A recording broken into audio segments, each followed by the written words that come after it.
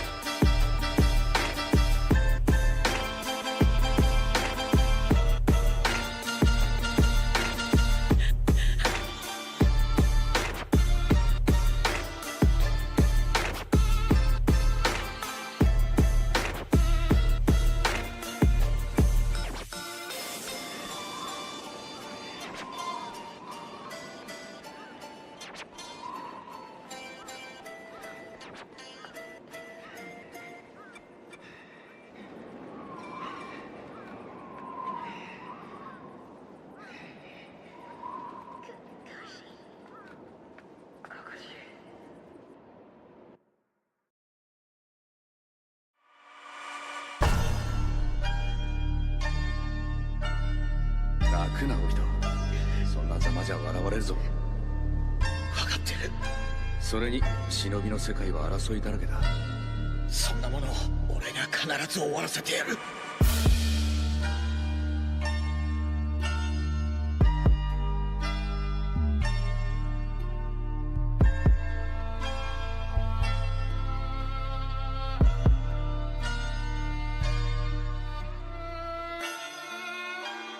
Society has a death wish.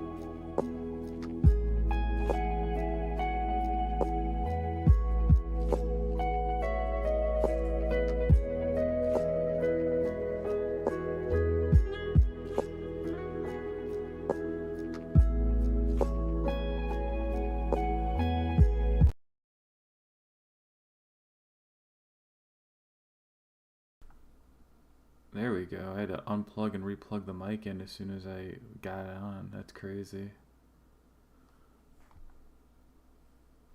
It literally froze my audio too. That's nuts.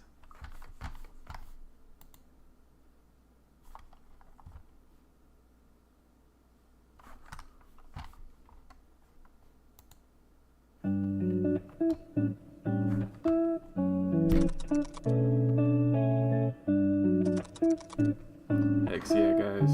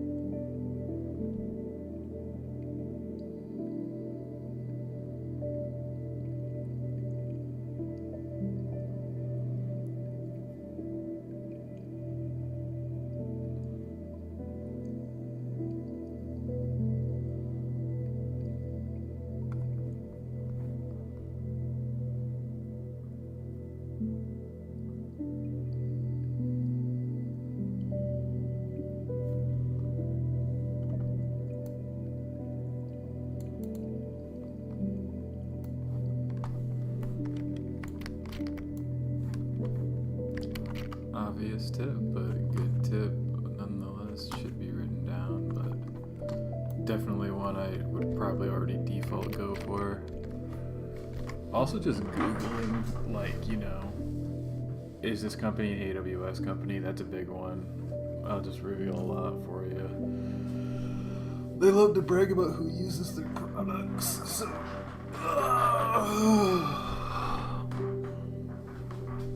Like if you're hacking on like Walmart, they're definitely an Azure company. At least last time I checked. Validate that real quick.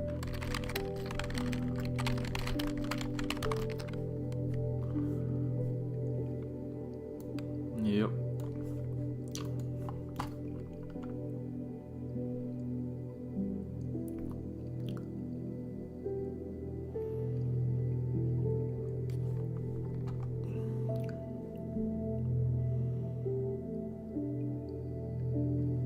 Not necessarily. This is actually a bad tip right here, guys.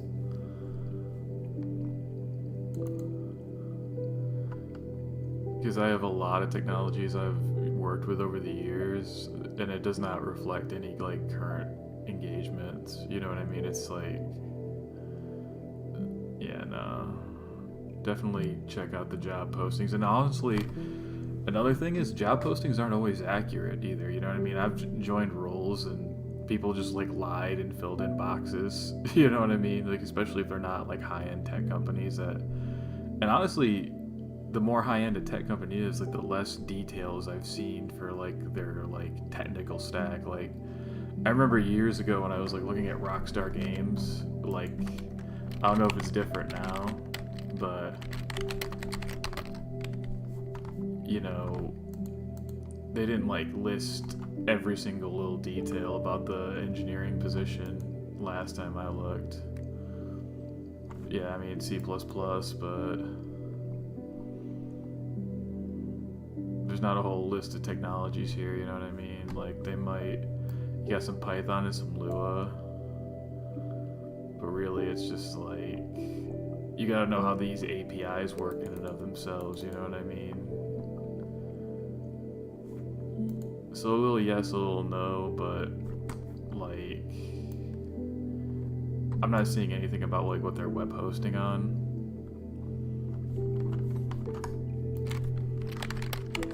Although maybe if I had a correct position for it too, that is a gameplay engineer, to be fair. Let's see here, Linux system engineer. Just giving you guys an example. Tools. See, now this is much more laid out than it was last time I was on here.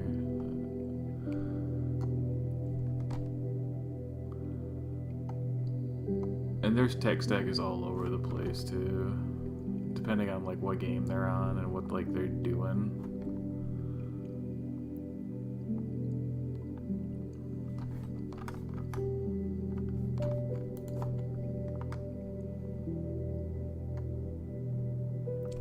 Definitely 𝗟𝗏. Nice. This is all really good stuff to know. This is where the juice is. Oh yes. This is definitely a Java backend. A Hadoop. Probably Python for tooling.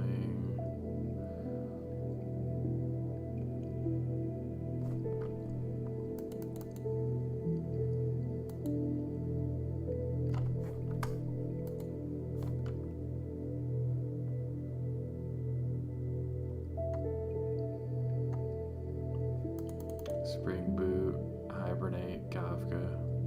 Alright, I'm a liar then, yeah, I'll admit it. I'm actually going to be writing an article on these 𝗥𝗏𝗵𝗶. They actually power a bunch of stuff. Dude, FFmpeg. Dude, this thing runs most of the internet.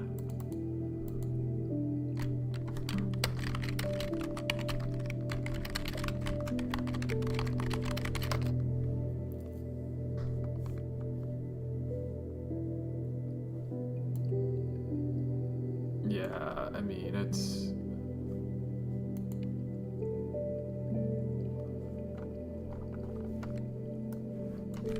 look up the memes on this.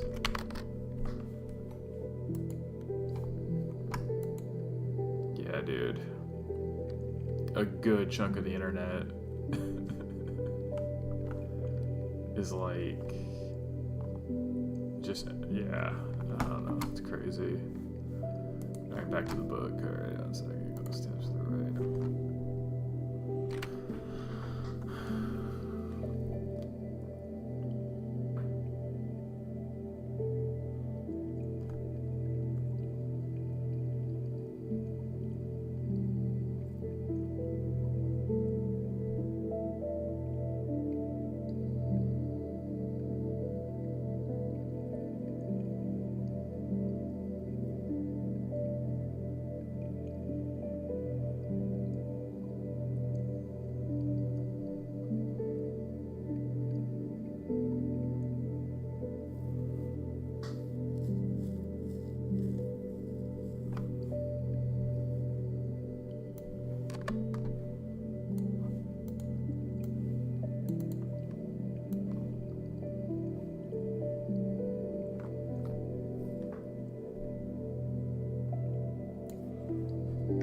Nice.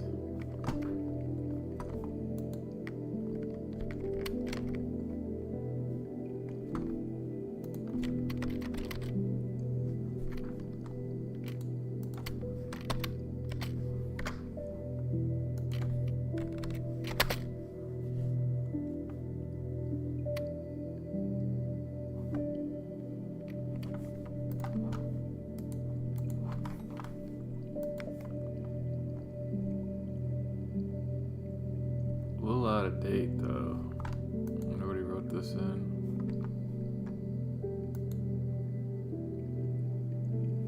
Ah, nice, a go thing.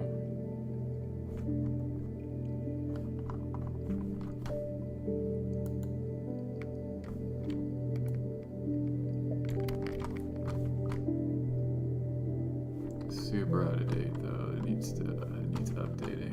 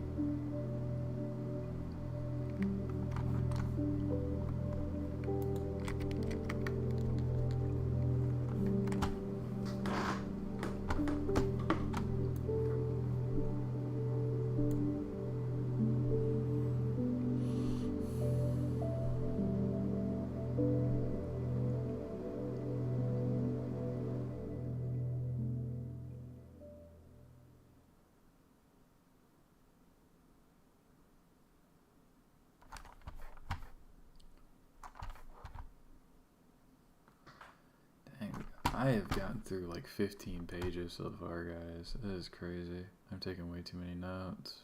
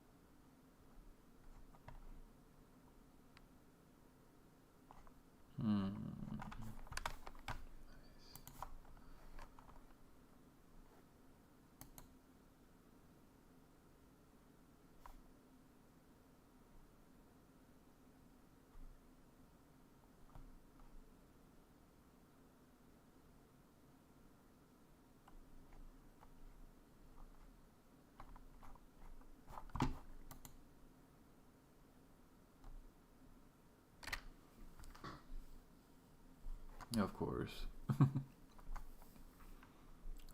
The boys, of course. jQuery's still way up there. Never die, jQuery. What a crazy thing. I should do a video on jQuery sometime. That's such a goofy thing. Last time I checked, it was one of the ugliest things to write. Let's see if it's any better nowadays. It may have been updated.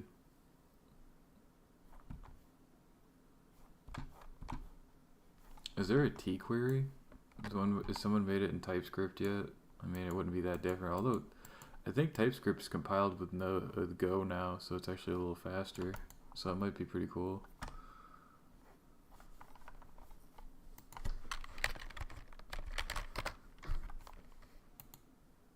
Oh no, it's the same old website. Looks exactly the same. It makes me feel good. Some things don't change.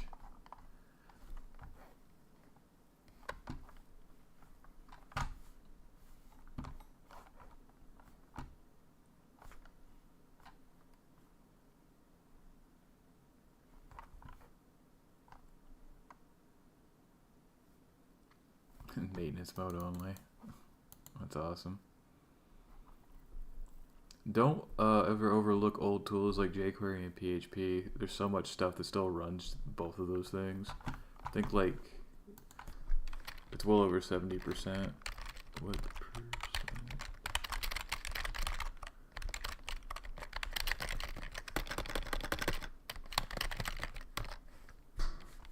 Yeah, dude, it's close to 80%. WordPress is such a dominant player. There's a good chance that if you're not hacking like one of the big tech boys or like a major Fortune like 100 company, that there's a good chance they have some PHP going on. I mean, it's not like as used as it used to be, but man, there's still a whole lot of like CMS and like e-commerce development still going on in it, just because there's like good frameworks for it. So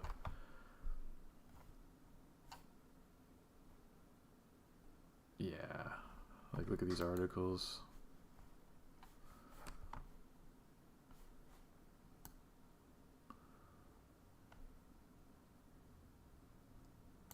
Yeah, I mean, people are swapping into like stuff like Spring Boot, Go, Node on the back, you know what I mean? Those are like new players that you're gonna see all the time, but man, do not overlook old stuff. You'd be surprised. I mean, when 4chan got hacked, it was running like what version? It was like running like PHP version 5 or something. And I don't even know what version of PHP is like the current one, but it's like 8 or 9 at least. It might even be like in the teens now. What version of PHP was for Jan running?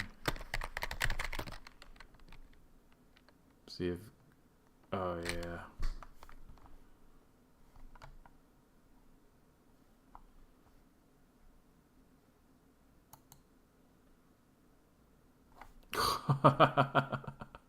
Oh my goodness.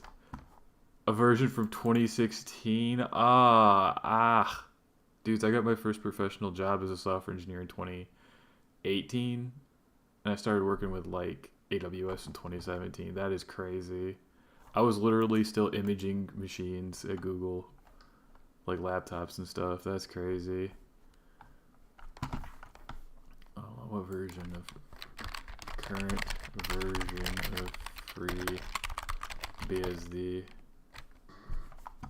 Yikes. 14.0, so 10 was like... Yo, what? Oh, that decade-old server software, though. That's so cool. Yeah, people don't update things like next to ever, and 4chan's a fairly popular website, so that's like no excuse for it. Oh man. And I know they were on like version 5. I can't find the link that said it, but I remember when they got hacked. So like, what's the current version of PHP?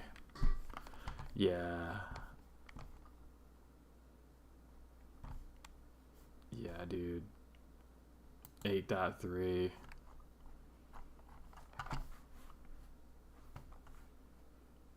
And they're going into 8.5, so it's like...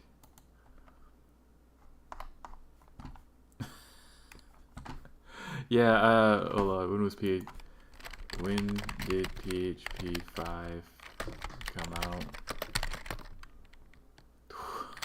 out? Oh, man.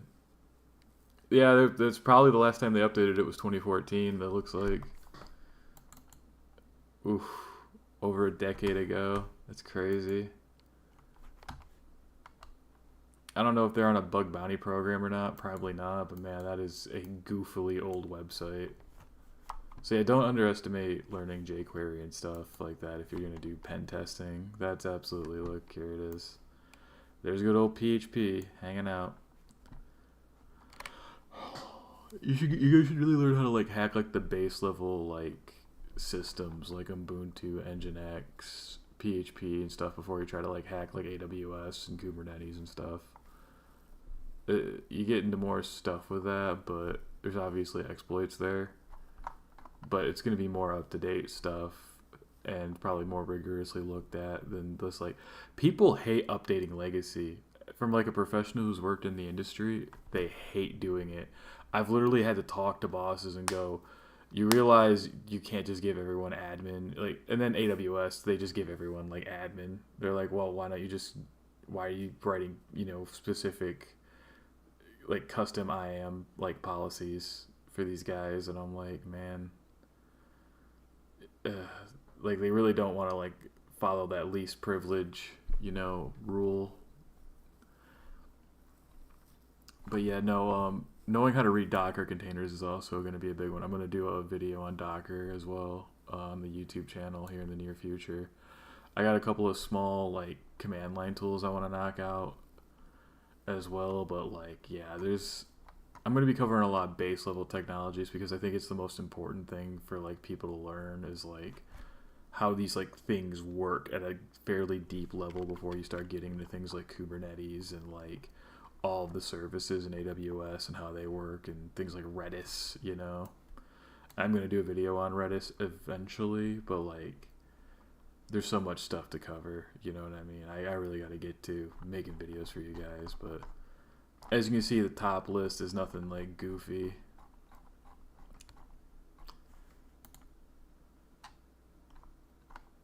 Yeah, like all this stuff that I've like never even heard of. I think I've heard of Frigate, but I've never used it. Okay, Grok.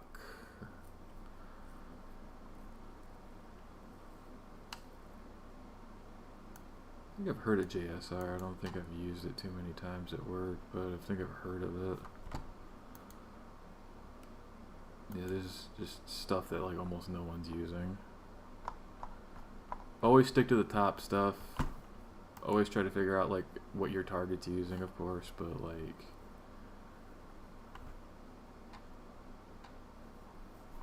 Facebook's an interesting one because I know they were PHP, but I don't know what they're using now. Probably like they're like old systems, or yeah, there it is. They had Cake. They're the guys who invented Cake PHP and Hack. That's another PHP tool.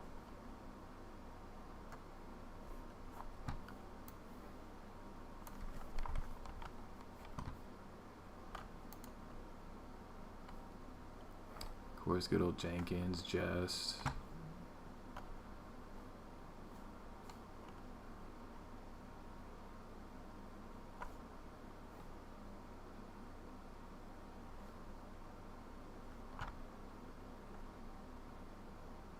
Dang, they run their whole pipeline off that? That's crazy. I don't know if that's up to date or not.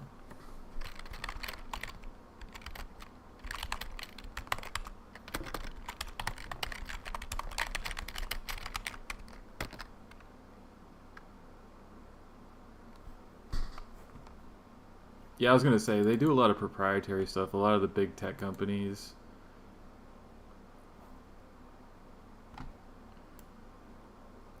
You see how that, like, this is probably not correct right there.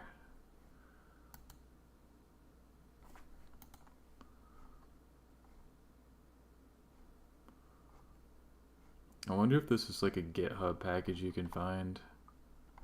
Because I'd love to see how they do their stuff, dude. It's like a huge org, so if you're not using something like GitHub Actions or something.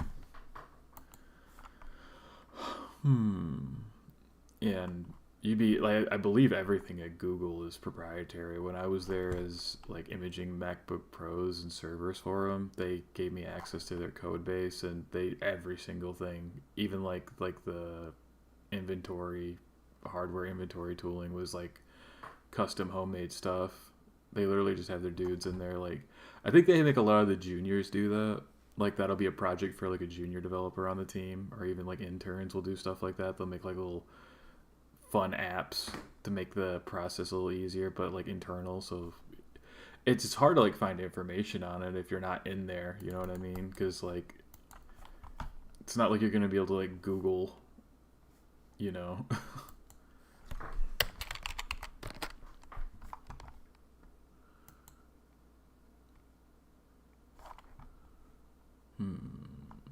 Is this maintained by Meta? I bet it is. And is it not a Meta product?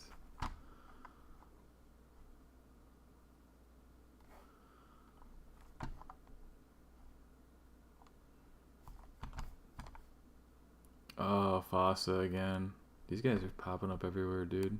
I feel like I've heard of them, but I'm not like super up their butt with like security stuff. Like all the security stuff I do is like mainly on the DevOps side. I know we had like DevSecOps dudes at a few of my jobs that had their hands in more plots with security, but pretty much when you work back end in DevOps, everyone's job is kind of security. You know what I mean? You had to have some of it built into you because there's going to be like that's the surface that's going to get attacked the hardest.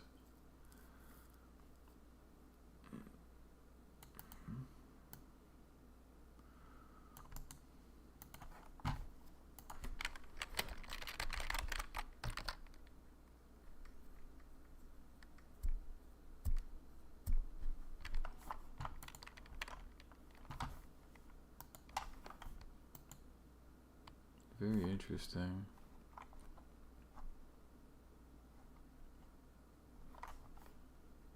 I'm always down to learn new CI/CD tools. I probably won't make a video on it right off the rip just because, you know.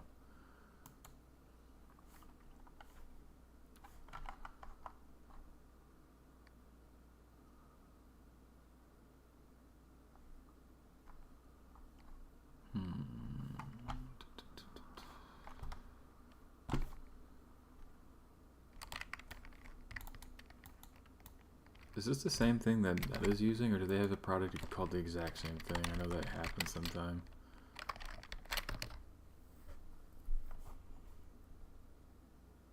Yeah, they do use it. So that alone makes it worth learning. I'll have to write that down.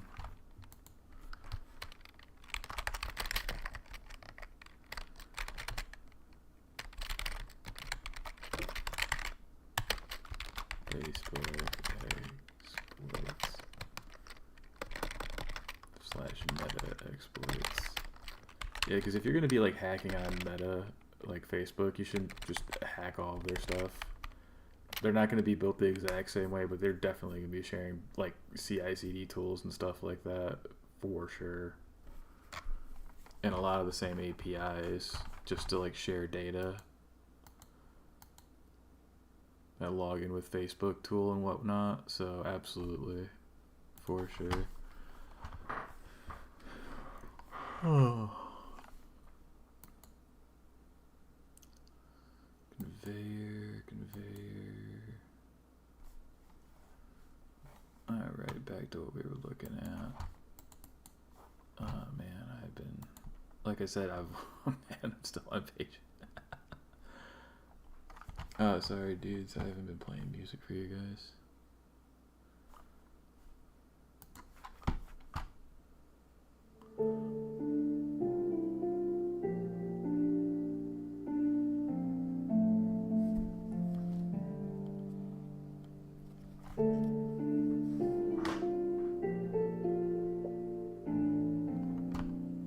Blah blah blah bash blah blah blah. Yeah, as a programmer, this is where it's gonna get a little boring for me. I actually wrote a whole article in 𝗓𝗵𝗋𝗋𝗋. You guys should like totally look that up. It's on the newsletter.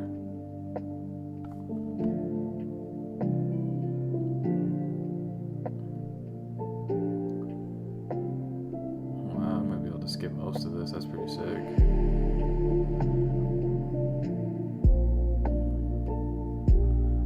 Blah blah blah permission blah blah blah execute blah blah blah. Cool. Yeah, I know that stuff. Analyze recon results.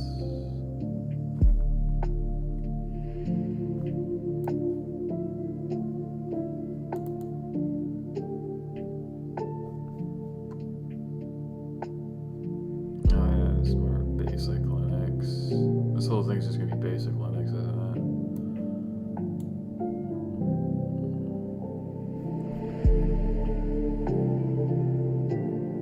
Planning on doing a video on Bash 2 here in the near future.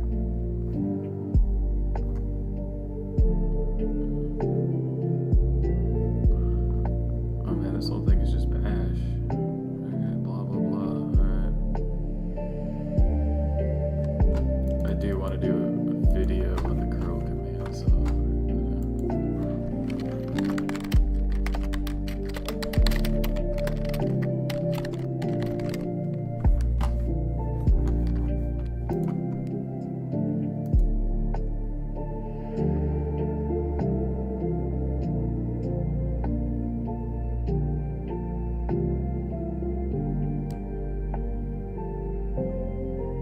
yeah, making your own tools is like one of the best things about learning how to program, guys. You should like learn how these command line tools work and then like figure out how you can chain them together to do cool stuff. That's what a lot of these things are based on. You know what I mean? Like all the tools you guys use is just like basic programming and a basic knowledge of networking and Linux combined to make like something pretty nasty, you know? Building on what others have built. But don't worry, I'm gonna do videos on all the baseline tools, you know, in particular, because it's like super important to like get that like foundation understanding down.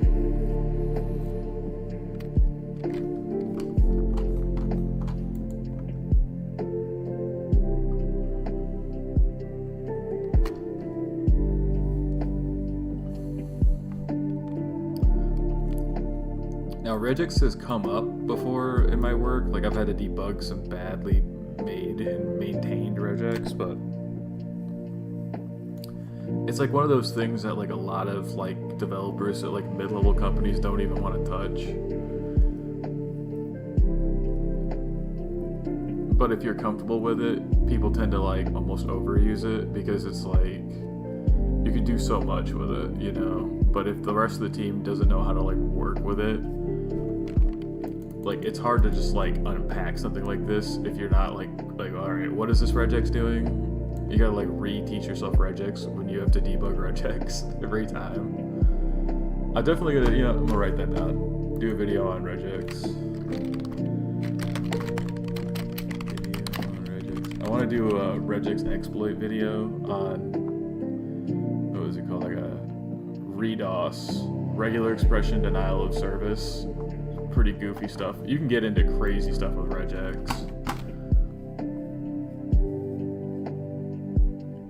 Blah blah blah, regex, blah blah blah.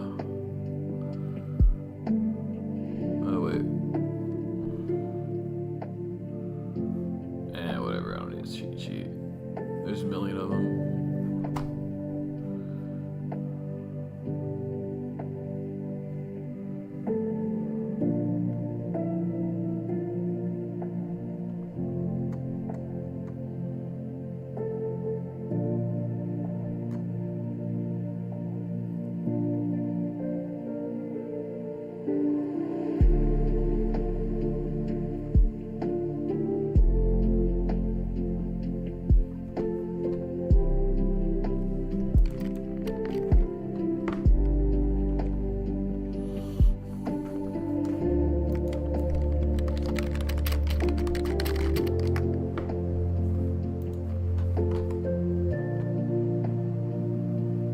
These are going to be like a couple minute long videos too, so they're going to be really nice to make. I'm going to pop in there and show you guys how they work, give you kind of a quick overview. Some of them have way more options though, like Nmap has like a crazy number of options.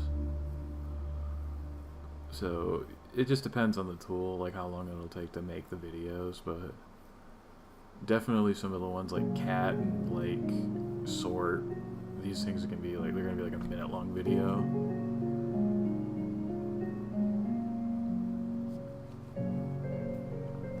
I don't dick around and waste a lot of time when I'm doing those, just because it's like I don't want to waste your guys' time.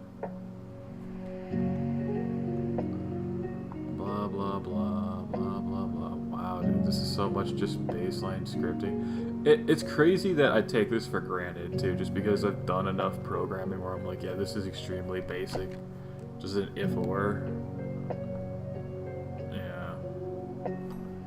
Greater than, less than, you know.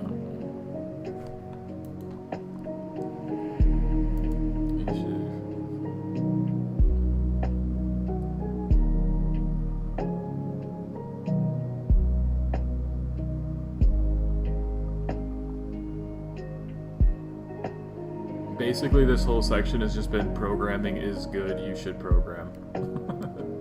It's crazy.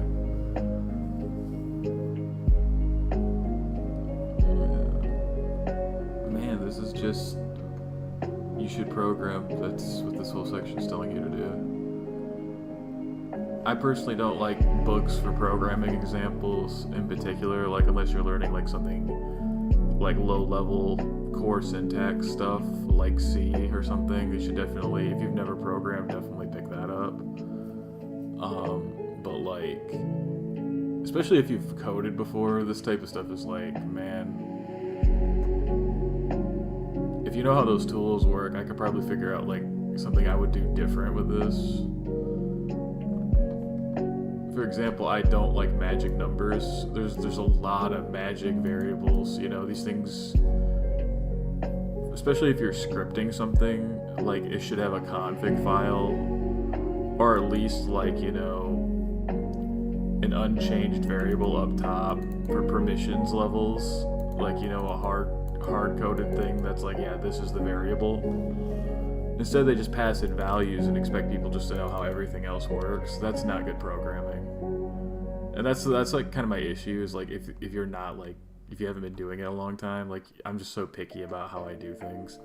Yeah, like this, you know what I mean? You should not have magic variables. this should never be in there. This should be the thing you call. Although var is a horrid name, it should be like greeting in caps. Yeah, I don't know.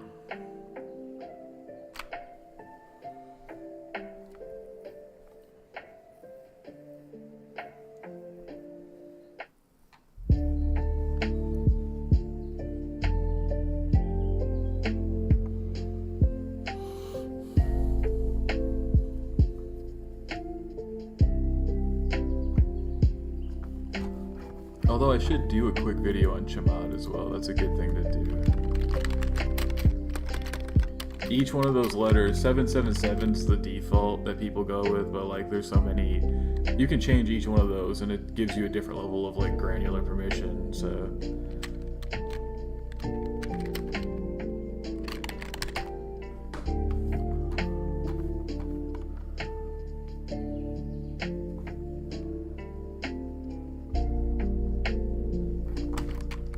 I have used cron tab at work multiple times. Cron is a big thing. You'd be surprised how often that one does actually come up for scheduling. You should definitely, See, this book is giving me a really great list of things I'm going to be making videos on. Because like, I don't even think of like, oh yeah, I should make a video on cron tab. I haven't used it in a little bit, but I have extensively used it in the past, so.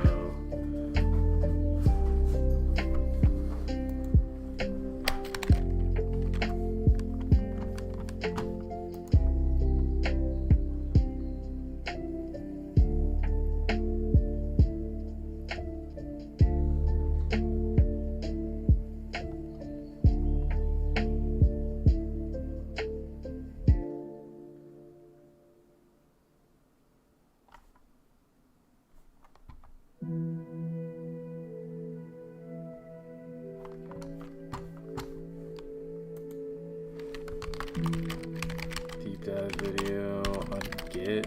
That's absolutely in the pipeline.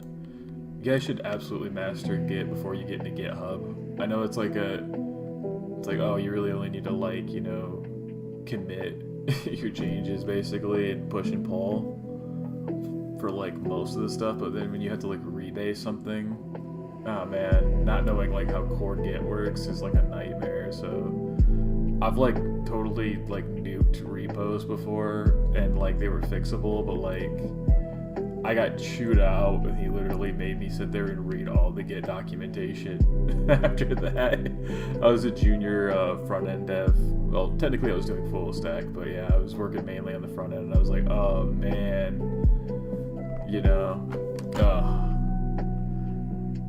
you take it for granted, like you can get in trouble with your stuff, especially if it's not working how you're expecting. If you don't really understand like what's shooting back at you in error messages wise, you should, yeah, take a step back every time. It's never a bad idea to read the documentation. Are we finally getting into new stuff? Dude, is there gonna be a new chapter soon? I gotta be getting close to the end of this chapter. Oh my goodness, thank the Lord. Jesus. It's a long chapter, dudes.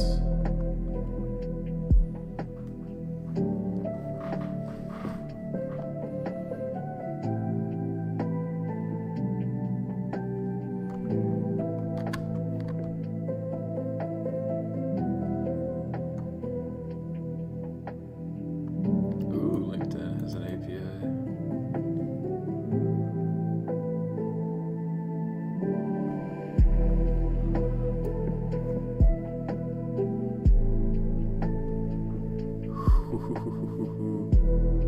I got a lot of LinkedIn followers, they might not like this.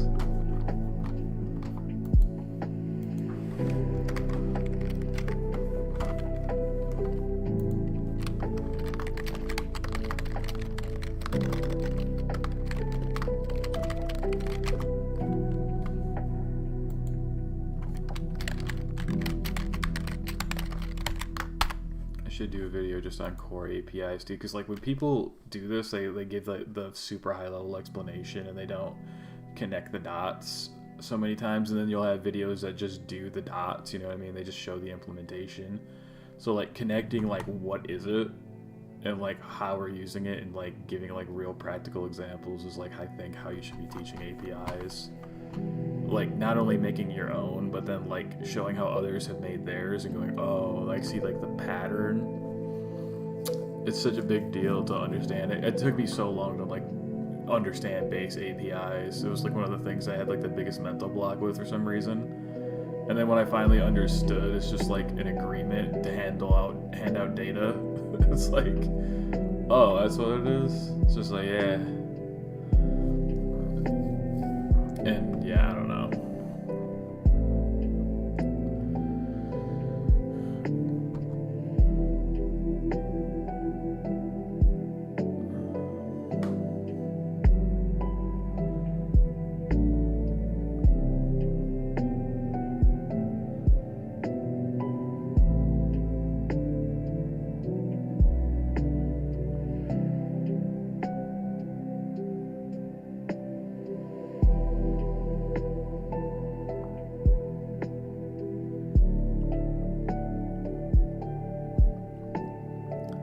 I might try to make a recon engine with everything though. That might be fun. Maybe I'll do it in like Go or something. Recon engine. Go.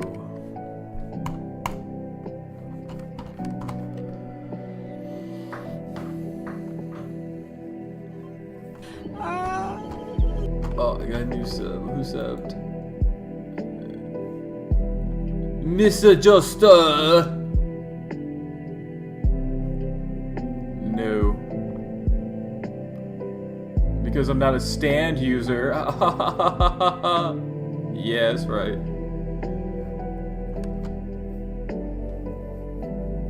When are they coming out with season part 7? I've been like waiting for that for a minute. I've read the manga for part 7. I haven't touched 8 or 9 yet though. I don't want to like get overly spoiled for stuff. It takes forever for them to put those out. The new JoJo animes. I feel like part 6 was better to read as a manga than it was to watch. Like there were certain highlights for it, but like I don't know. Nah, I'm a professional old man. I know I don't look like it. I look very young for my age, but I don't know. Oh man, what? 2027? Jesus. Forever, dude. When did part 1 come out? As an I mean, I know it came out in the 80s as a manga, but like animated wise?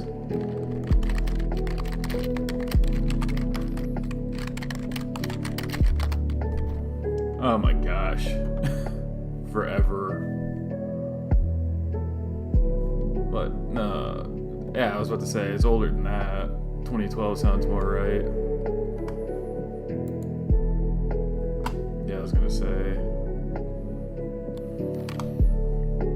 Oh, man. No, I'm studying this, well, why am I studying pen testing right now? I wanted to like get better at like overall security presence and like understand, you know, kind of like how it works on a deeper level, because I've always done like preventative stuff like hardening Linux and making sure things aren't, you know, configs aren't leaking, working on IAM policies and stuff like that on the security end, but I haven't really looked at it from an attacker end. So it's kind of like just trying to figure out like how do attackers think, you know what I mean? Some of this stuff seems kind of like there's going to be some crossover, of course, you know, having a programming and DevOps background, but there's also stuff, you know, tools I've never even looked at or heard of, you know, and some of these S3 tools were actually pretty cool in this book so far. So it's definitely not been a full waste of time at all, for sure. You know what I mean? There's absolutely like nuggets in there. I also want to get more into like reverse engineering, just because, you know, I haven't had like, I know you can do so much with C and C++, but like all the projects I want to do that I thought of off the top of my head would be so like out of scope for me to like work on in like one go. For example, like you know, like building my own game engine in C++ or something. That's like a multi-year project, you know what I mean? And it's like, I thought about doing it like a simple like 2D one in C, just because, you know, it'd be like something where you can make like Game Boy game clones. But, you know, it would be, again, you know, a whole, I've never even like, I think the last game I made was Snake. It's like, and that took me way longer than, you know, I did that in like Unity, and it took me longer than I care to admit. And that was a minute ago too. That was like 2017, 2018. So I haven't even like, you know, I barely even play games anymore, if I'm being honest. Like, I wish I had more time. Like, I bought Elden Ring when it came out. I still haven't played it. And I beat the first 3 Dark Souls games, so it's like, I think I got like over 500 hours in Dark Souls 2. It's just like, I haven't even touched Elden Ring yet. Because I know I'm going to get on like one of those loops where I'm like in it, and I'll keep wanting to like pick it back up, so I'm just like, avoid it. Normally, I'm a DevOps engineer. Right now, I've been freelancing. My last company had a big round of layoffs for the AI thing. So, like, I didn't get laid off. My contract ended, and they just didn't renew it. And I was like, ah, man. Say it slower? Yeah, I don't know. Nah, I do freelancing. What are you?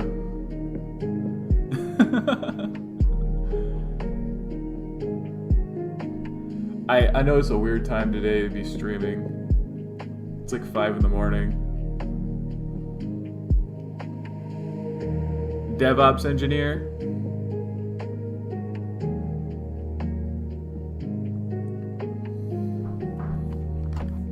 Yeah, I'll just type it in chat.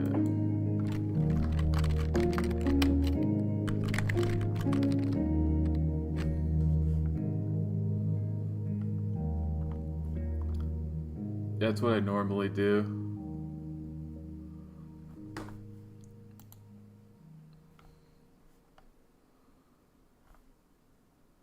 Oh man, brand new to Twitter, dude. Twitch, sorry. Ugh, it's the morning. Where are you from? I like to know like where people are actually finding me from.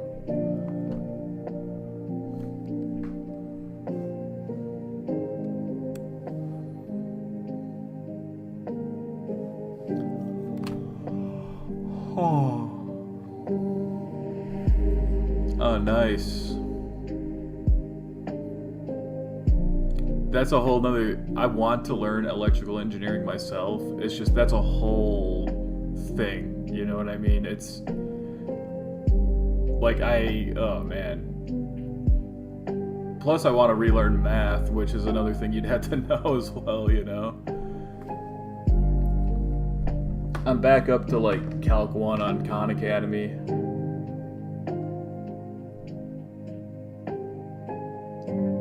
You have a doctoral degree? Oh, he has a doctoral degree. Yeah, electrical engineering is a whole thing.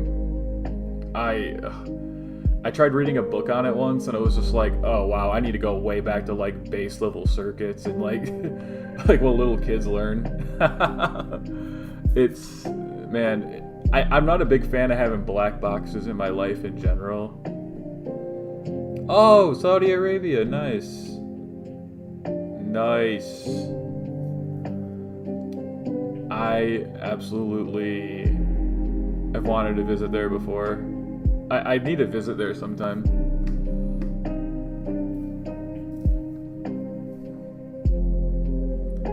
Nice. Where'd you go to college?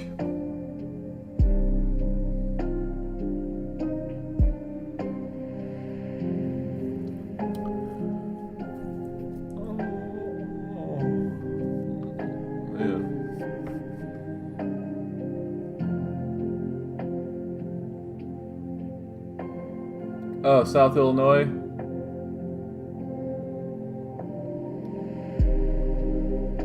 Nice. I want to go back to school at some point. I'm a dropout personally. I got a job as a software engineer my junior year of college, and I just started working.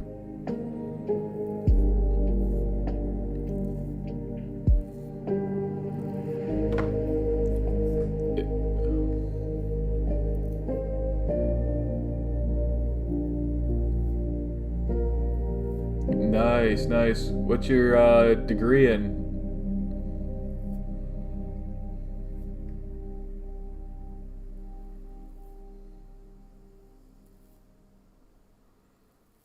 Oh, I mean, like, what are you majoring in?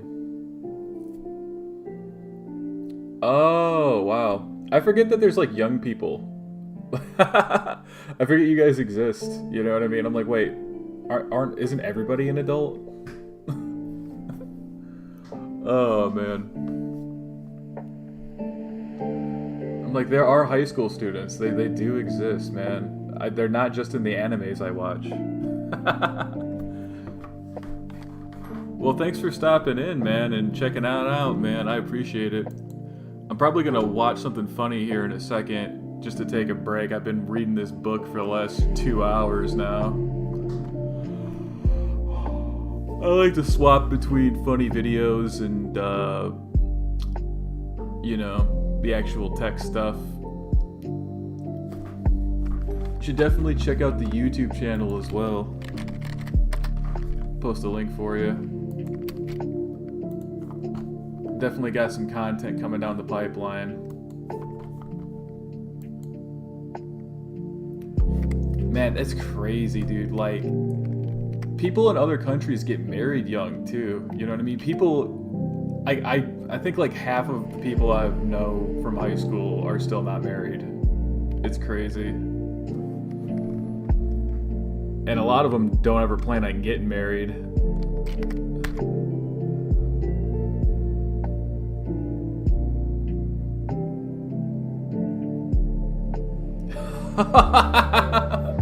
Oh, I don't mean to laugh. That's crazy, man. 12?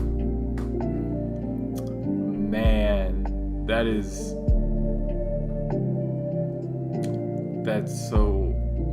My dad dropped out when he was in 7th grade. He's 73 years old. Yeah, he started working with my grandfather doing concrete masonry work. That was my first job, was mixing cement and moving blocks for him when I was like 15 years old. It was crazy. Definitely made me figure out that I don't want to do manual labor for a living. I'm way too pasty for that. It doesn't ever look like I've been in the sun before. But man, oh man, some pretty gnarly sunburns from working there. Oh, man. Recon process.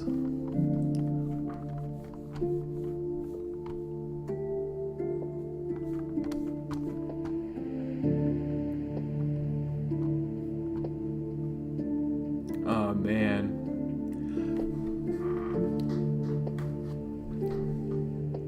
Did he, like, work with his father or something? Like your grandfather? Oh, yeah, I'm always doing something, man. I got a newsletter, a YouTube channel, I try to Twitch stream, and then I, like, also try to freelance. It's been... 𝗕𝗲𝗵𝗶. Farmer. I like it.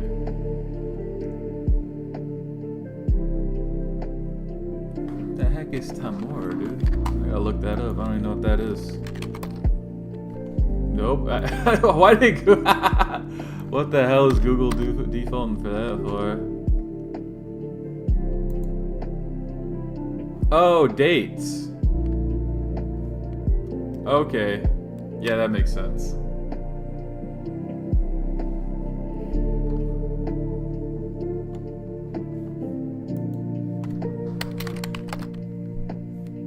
Yeah, dates.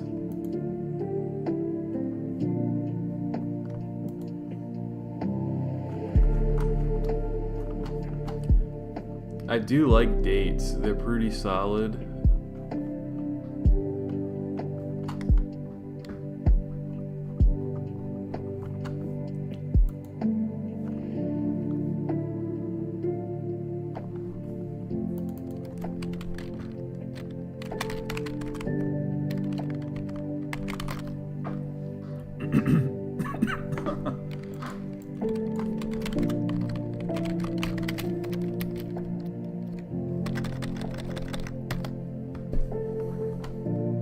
I was gonna say, yeah, I believe the only places they grow dates are in California and Arizona and the States.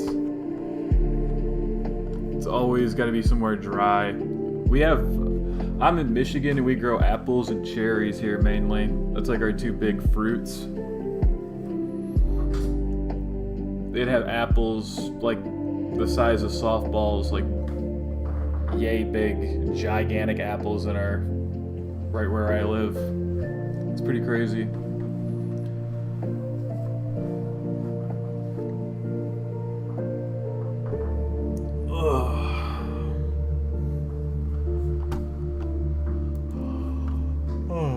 Scope discovery.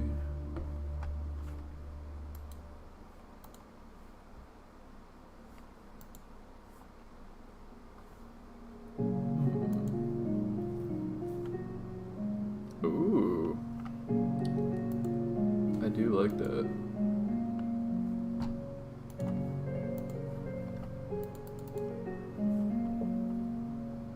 I wonder how they made this website. Is this just like a bunch of scripts? This is probably exactly what it is too, a bunch of scripts.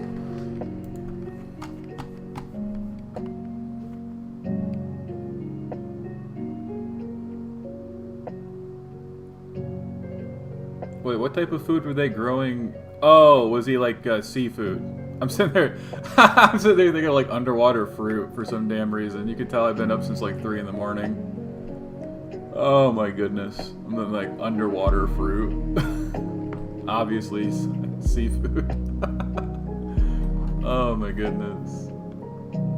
I heard underwater welding's really big in Saudi Arabia. All their like all the crazy building projects there.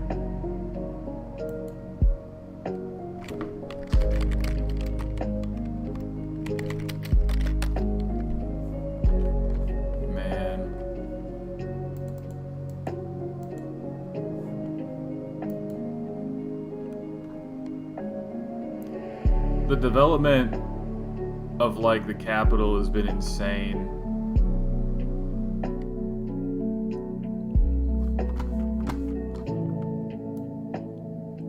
I need to learn Arabic at some point.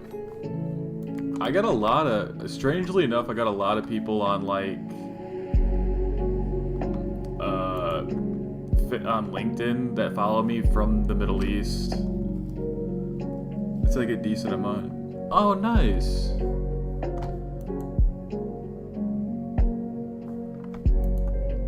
Oh, that's cool.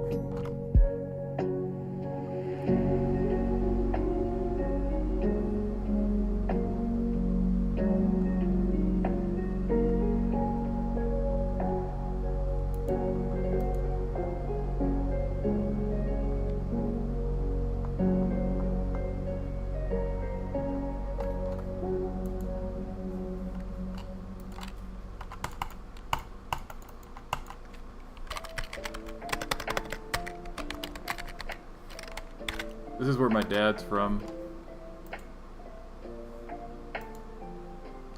About as ho-dunk as it gets, dude. Rives, man. Oh, I bet. Yeah, it looks... And then there's like... I wanted to learn Japanese at one point, but then I like looked at their kanji, was like, yeah, I'm not writing that. I'm not writing that ever. Their kanji's crazy. I want to learn Arabic because Aramaic is such like an old language, and I'm super into history too. Like I'm a little history nerd. Oh, what part? Oh, I'm from Michigan. I'm from a little place called Jackson, Michigan. It's definitely bigger than this, but Rives is like a small suburb of Jackson that's like just north of where I'm from. Yeah, look.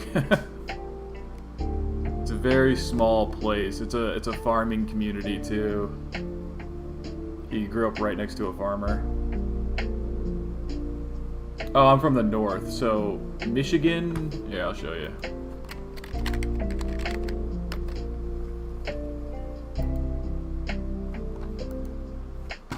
That's where I'm at. That red, the dolphin in the mitten, right near the border. Yep, the Great Lakes State. And Jackson is right there. Right in the middle of the bottom.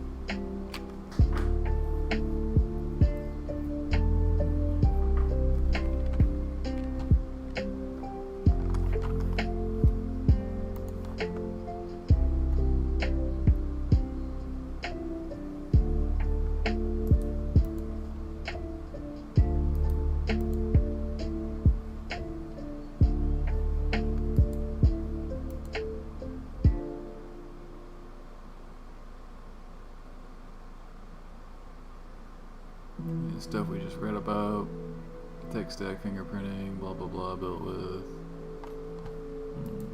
retired JS. I don't think I read that one yet.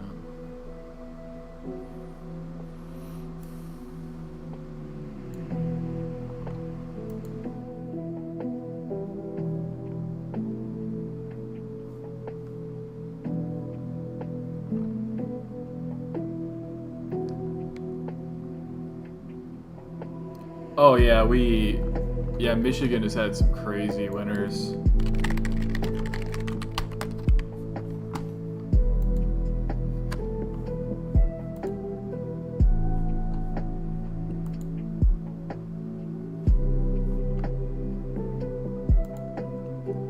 When you go up north in the winter, it's so gorgeous. Like all the trees are like coated with snow.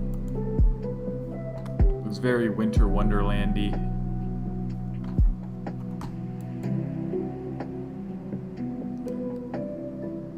I had a friend in the UK, literally, he did high school here, and he went back to England. They never get, like, a good amount of snow. So he literally asked me to send him snow in a Ziploc baggie in a freezer.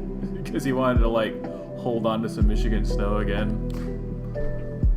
Oh, I hate the winters as well, dude. I'm not a fan of, like, going out and being freezing. It's, it's one of the lamer parts of living here, but ice fishing can be fun. Oh yeah, that's... ugh. Yeah, man, these guys. The UP is crazy.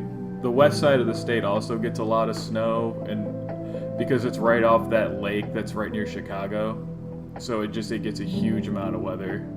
I'm in the middle of the state. We get like thunderstorms, which is crazy. Jackson's actually in a bowl, which is crazy.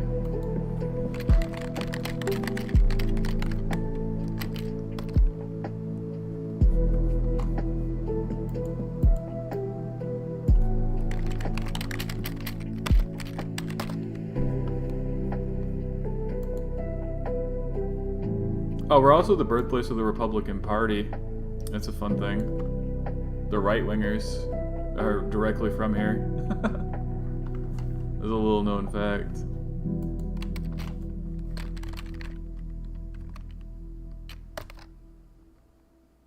I don't know why they don't have that, like, listed. Maybe if I just type in why we get thunderstorms.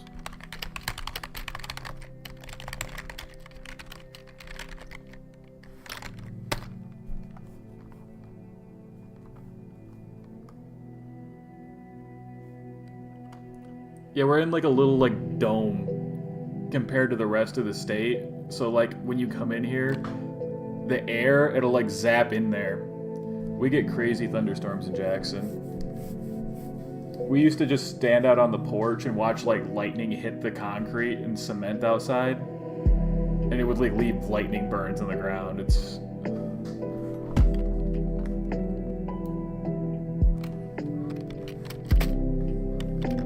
crazy thing to watch. Do you guys get... what kind of weather do you guys get in Saudi Arabia? Yeah, it's... I've seen stuff like this in the sky. It's pretty crazy.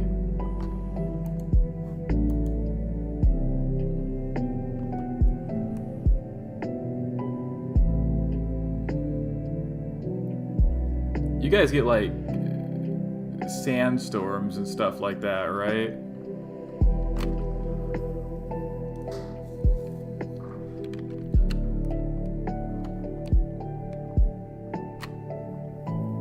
Maybe like tornadoes. Oh yeah, no, the weather. Yeah, that's the other aspect is like, at least, is it a dry heat or is it humid?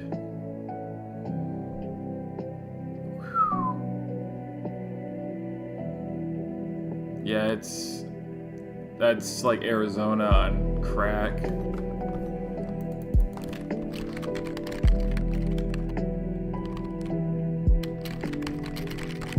I know Arizona's the hottest state. I didn't even spell that right.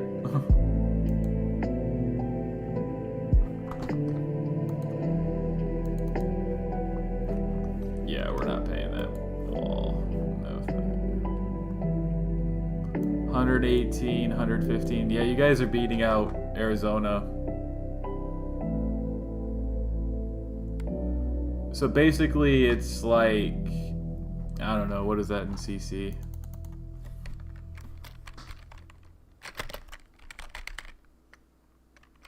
Jeez, can I even spell today?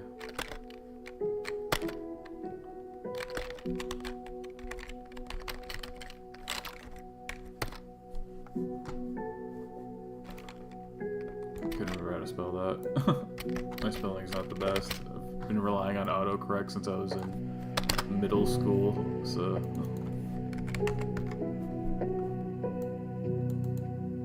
So like 46 degrees Celsius is the hottest our country gets. So you guys are beating us by about like 9 degrees Celsius for heat. Yeah, it's a pretty big difference.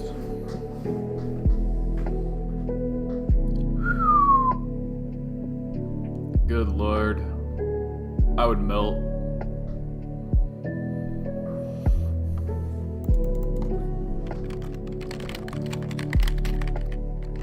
It cannot be that cold right now. It is that cold. Oh my God, it got cold. What the hell? 46 degrees Fahrenheit? Oh man. Yeah, it gets cold at night.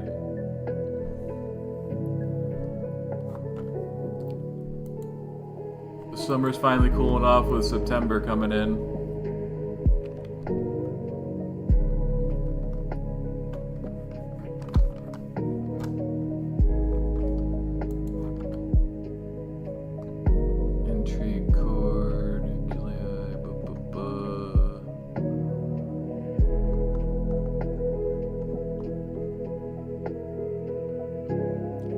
Okay, this is one I know. Cross-site scripting.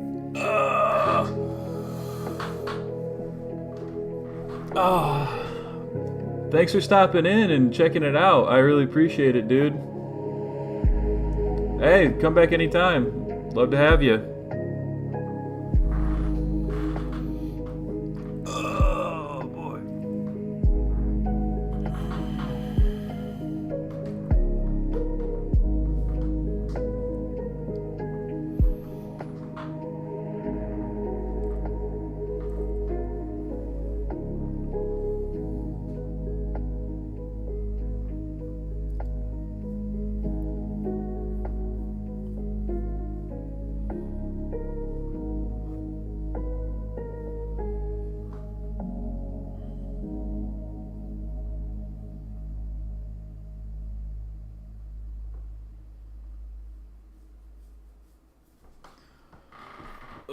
Break time. Time to watch something funny. Let's pull up something good for the viewers.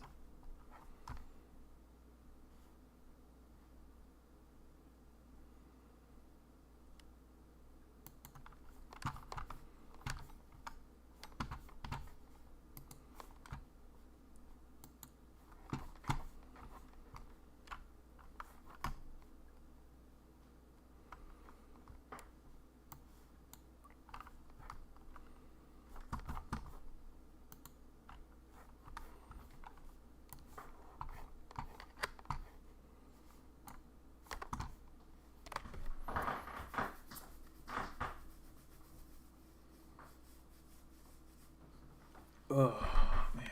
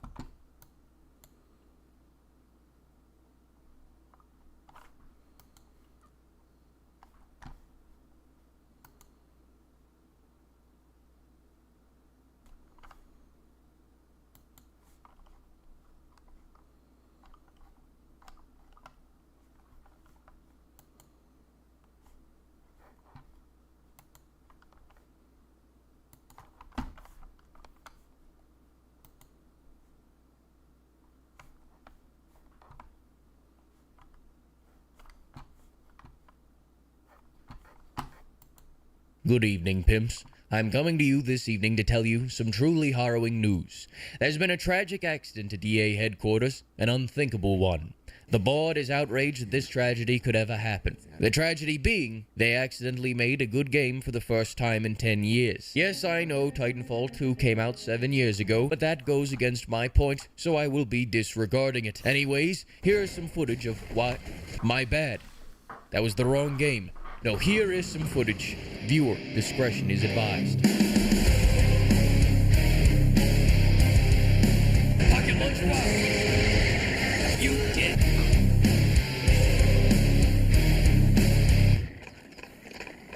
Alright, where is this jabroni at? Wild Hearts is my shit. It's like digital crack for the soul, except with this crack, the better your PC is, the worse it runs. Still not as good as Wanted Dead's Day 1 Russian roulette feature where you either buy the half-built copy or the finished copy, but a solid effort nonetheless. Anyways, I'm getting off point though. What I was saying is this. I played this game and it was like a sensory deprivation tank where I hop in, then come out thinking it was 20 minutes, but meanwhile it's actually been 20 years, and we all now live in the post-apocalyptic wasteland following the Ohio incident where they decided, fuck it, if we can't take over the world, we'll torch it. And you may be wondering, why, Fleek? The answer is simple, pimp. Wild Hearts is not a game about LARPing, nor walking, nor gambling. It's not a game that wastes your time, your money, or your patience. This is an actual video game that throws you into the sandbox, gives you your very own big brother, and tells you to hunt down every last furry you can find. And brother, let me tell you something, business is booming. That was a quick note, this is the first impressions based off of the 10-hour trial they gave me. If you want a full review, too bad Yakuza Samurai comes out tomorrow. Let's kick this off by talking about the character customizer. Remember Hog Rider's Legacy? That's alright, neither do I. But in that 9 out of 10 masterpiece, it would only allow you to create a femboy that hadn't an ounceth of testosterone. But meanwhile, in Wild Hearts, look at this absolute beefcake, this definitive hunk, a real man. You can tweak him down to the very last nose hair. This is a $70 experience right here. And speaking of riding hogs, let's talk about the gameplay. Are you sick of having inane bullshit spewed at you for hours on end in your video games? Me too. Luckily in Wild Hearts, they understand that I don't care, and I just want to mash buttons and feel that sweet release. Wild Hearts has the absolute minimum cutscenes and the absolute maximum gameplay. And yes, the game is mostly a clone of Monster Hunter World, but before one of you goes, Fleek, Harry Ball's Legacy, you said it was a clone of the god. You're goddamn right I did. I have no problem with clones, but if you're gonna clone something, all I'm saying is clone something good, not those shitty new Assassin's Creed games. Can I get a yes, sir? Yes, sir. Yes, sir. Yes, sir. Yes, sir. Yes, sir. And by the way, Wild Hearts feels much better than Monster Hunter World ever did. That's right, I said it. It's the Boba Fett of clones, if you will. Primarily because Wild Hearts has much more mobility thanks to the new Fortnite features. That's right, it's time to crank some 90s. You can build a tower and launch off of it before the enemy crashes into it, destroys it under suspicious circumstances. You can make boosters if you want to launch at the enemy like a psychopath. You can set up a torch and light your blade on fire while lunging through it to do fire damage. Hop into the Huey and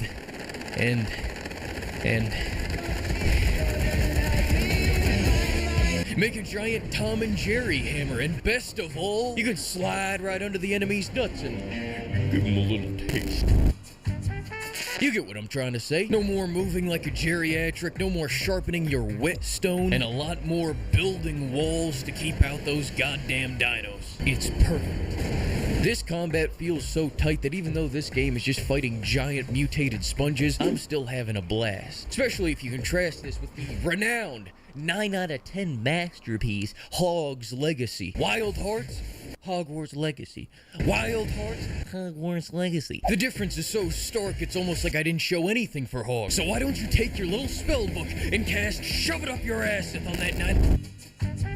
Listen, I'm just joking around. At the end of the day, all I'm trying to say is, if you don't use the umbrella to kill the entire fur forest, I'm gonna have to give you a big old hug with my hands around your neck. And Big Mama's not here to help you anymore. As for the armor, my favorite part about the armor is that depending on how you spec out, member of society. I'm not gonna lie, there's not really much more to say, pimp. The gameplay is fantastic, the story is scarce, and you get to invade foreign lands and kill all the locals. Maybe I'm just feeling nostalgic, but truly, there's no game more patriotic. Seeing as this is just a preview, I will not give any rating nor recommendation except to say, KT, fix your shit, or else the reviews on this game are gonna get bombed harder than Hiroshima. 𝗕𝗲𝗵𝗶 here.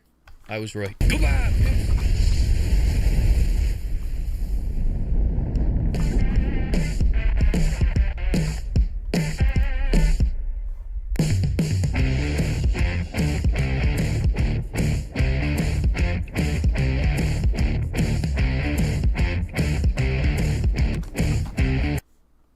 Disclaimer, if you know the 40k lore, this video will probably give you an aneurysm. Pimps, look at your peaches, now back at mine, now back to your peaches, now back to me. Sadly, you aren't me. But if you stop playing Last of Us 1.5 and start playing Space Marine, you could be. Look down, back up, you're on the battlefield. A battlefield you could be on if you weren't crying and shaking at the absolute triumph that is Last of Us Part 2. You don't even know why you're here. All you know is that anything other than man is to be destroyed. And these damn greenskins don't look very manly to me, my brother and the Emperor. Look left, look right, now back at me. This is the gun you could have rattling your teeth and injecting you with testosterone if you weren't returnaling. You see this handheld cannon? You see that Space Marine? Neither do I. Look behind you, now back at me. Do yourself a favor, pimp. Grasp the chain sword. Feel the fuzz grow in. Feel your biceps grow larger. Feel the testosterone rush into your body. Like the great flood. Ah, Space Marine, do it. If not for yourself, for your lineage. Space Marine is much like myself, a little shorter than the average, but has enough enthusiasm to provide the experience of a game that is much longer. It's 7 hours of bloodshed, lead, and screaming. It's a game that is unrelenting in its focus on fun. The type of game that you could show to a friend and you wouldn't have to explain the deep and philosophical payoffs of some dick-shriveling story. You could just show them an orc being thrashed with a chainsword or a Chaos Marine getting pulverized through his bulky armor, and your friend would immediately knock you out, take the game, and start a high-speed chase on the way home to play it. And now, although I could keep going on this structureless rant, the voices in my head are advising that I at least try to make my unbridled love of this game somewhat comprehensible. So let's roll it! For the pig! Let's get the story out of the way. Essentially, the damn orcs, aka the greenskins, aka the British, had the bright idea to take a shot at colonialism again and are invading a planet the Imperium has dedicated entirely to weapon manufacturing, aka a forge world. Some other Xenos do appear later, but listen, there's no need to dive deep on all of them because they all share the same problem. Existence. And we are the cure. But I'm getting ahead of myself. First, the less intense methods had to be suggested, like going full Gandhi and glassing the entire planet. However, we needed this planet, and we really hate Xenos. Hence, the big boys are deployed. Also this cuck. You're a Space Marine, technically an Ultramarine. And I'm not gonna read the wiki to you, you can do that yourself. I will openly admit that I don't know shit about 40k, but here is my brief summary from what I do understand. I hate the Xenos, I hate the 𝗟𝗔, I hate the orcs, I ain't racist, just don't like them. Alright, maybe just a little racist. Love me Emperor, love me duty. Simple as... If Satan ever declared war on the Emperor, then the Space Marines would be deployed to dispatch him. Yes, sir. Yes, yes, sir. Yes, yes, sir. They were genetically born and bred to pull the trigger. And you know what? Let's just get to the gameplay. You get it. Space Marine is like the bastard son of Gears of War and God of War in terms of combat. You have the chonk, guns, God bless, and very occasional reliance on cover, if you're a little bitch. But also the pure hitting shittery and circle takedowns from God God of War. In fact, the takedowns in this game are almost as awesome as God of War. And I say almost because my brother in the Emperor's PTSD keeps flaring up. and he keeps taking 5 goddamn minutes to rearrange orcs' guts. And this isn't Hog or Saints Row where the AI declare peace for those 5 minutes. No, this is a man's game. This is Wog's Legacy. You start a takedown and your Marine will finish that takedown, regardless of how many British people are stabbing you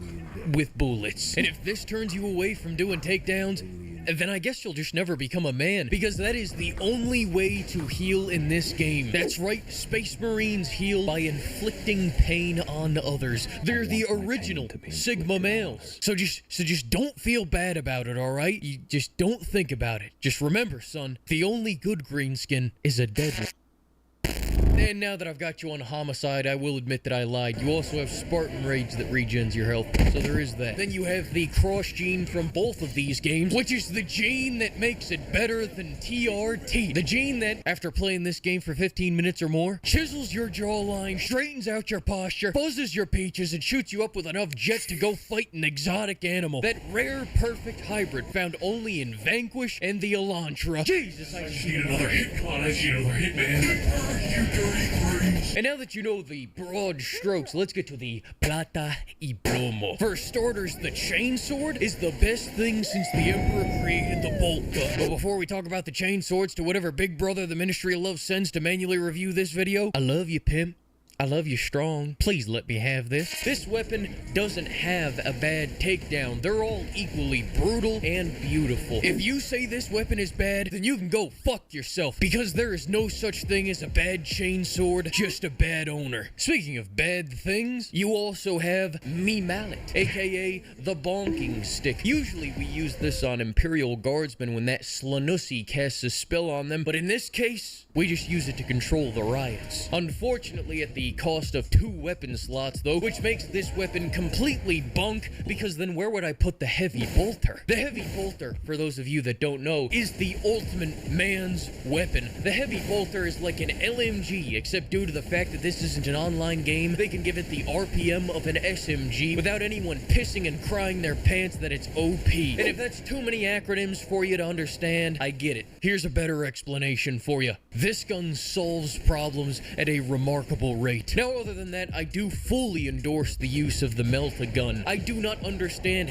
how this thing cooks, but it just does. I remember they played a whole cutscene for this really cool-looking Chaos Marine, but then as soon as it ended, a boom, boom, boom, boom. You just got fired, you bully McGuire-looking bitch. And for dessert, anytime you see one of these bad boys out there, oh, don't even think twice. Pick this up and let it rip. You've heard of lawn mowing guns? Well, this is a planetary mowing gun. It's like firing a handheld cannon, and that's because that is exactly what this is, actually. And you may be wondering, Fleek, where does all the recoil go? Pimp, into their biceps that are the size of a human skull. I don't think I've felt a better gun in my life than Big Bertha here. Now there are other guns, but listen. If they were special, I would have told you about them. Except for the grenade launcher. I forgot about that one. That is a very good one. Until you launch all of your grenades at an enemy and then they charge right at you and they blow up in your face. But everything else, including that laser sniper, forget about it. And I know Badger likes the laser sniper. I've seen his video many times, but I'm lead gang for life, baby. Only time I wait for my gun is for marriage. God bless. Anyways, moving on, I want to take a moment to appreciate linear games. Instead of making an 8-hour game into a 45-hour one, as is the meta these days, Space Marine made a 20-hour game into an 8-hour one. This game is like one giant war-filled hallway. There's no helping some old lady find a pot, no finding someone's caged kid, or picking 20 flowers for someone's floral arrangement. This game starts, middles, and ends with you fully entrenched in hell. They even have infinite ammo turrets shooting at an infinite supply of orcs that are storming the trenches just so you feel the atmosphere of hell. Now, did I spend 10 minutes trying to kill all of these orcs before I realized it wasn't the objective? Yes. However, As I was saying, there are no side roads, no lollygagging. You are sent here to purge the unclean, and the game doesn't want you to do anything but that. It doesn't even let you think about anything but that. Even the dialogue just talks about that. Man shit right there. And that's my other point. This game's dialogue goes hard. Now I'm guessing this takes place before Dawn of War 2, where they started yelling every line they had, because in this game, it's mostly just calmly dropping the hardest lines you've ever heard. Sergeant, I see you found something to keep you busy. Worry not, Captain. I've saved some orcs for you. I'm not ashamed to say I got a half chub when I heard, Do not get into grief, Lord. Turn your thoughts to vengeance, 𝗕𝗲𝗵𝗶. something about the one-liners in this game just feel invigorating. Now, the only con I have for this game is that there are 2 boss fights, and both of them are lame. The first boss has 2 moves, charge and melt your retinas. Then the second boss, and this is a spoiler coming, is a quick time event. What the hell are we doing here, Relic? More importantly, look at your peaches, then back at mine. Through the pure contact high, you've become more of a man. But now just think of what is possible if you shell out $15 when this game goes on sale so that you too can get blown up by bunk-ass 40k dogs with dynamite strapped to their back. And if you buy this game, Beth might just come back. Your dog might listen to you, and your boss might just give you that big raise. What? You don't like this game? What planet did you say you lived on? Oh, let me look that up. Interesting. Look at me. Look up. I tried my best. Have fun in hell.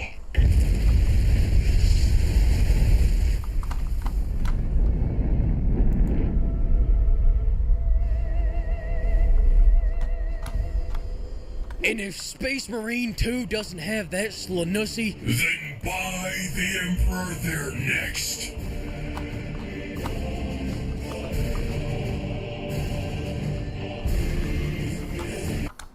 Oh man. Let's put a new song. Let's make sure we're saving my notes.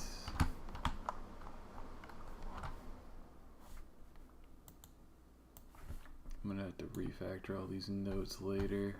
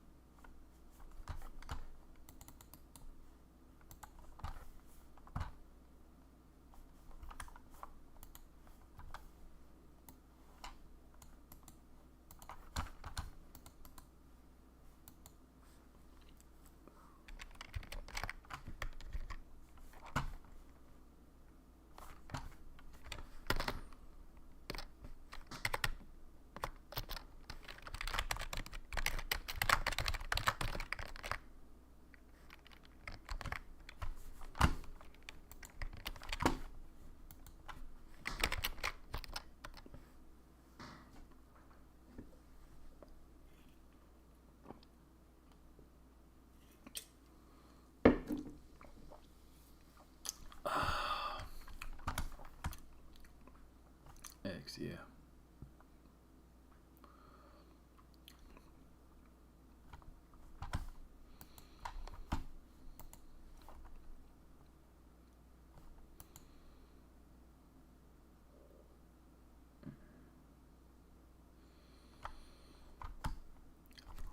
Oh.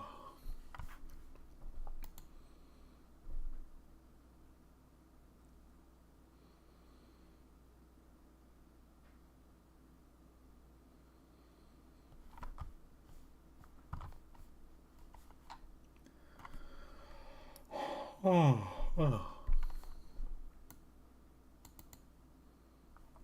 I don't even know how to read my Kick stats. I'm actually multi-streaming right now.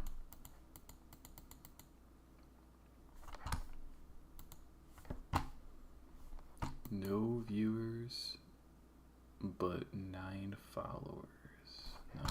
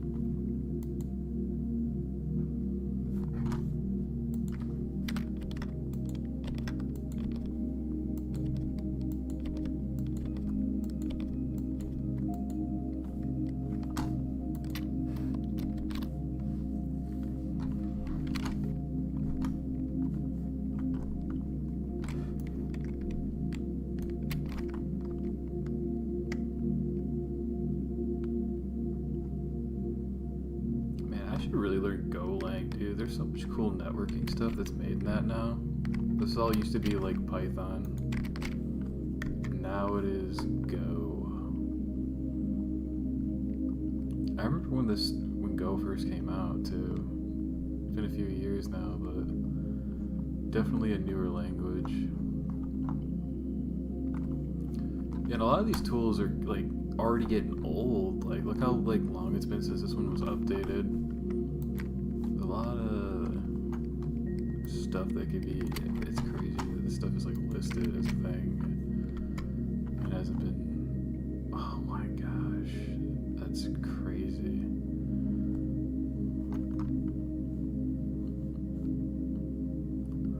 Although I guess the Python is actively, well, not that actively. It's about a year old now.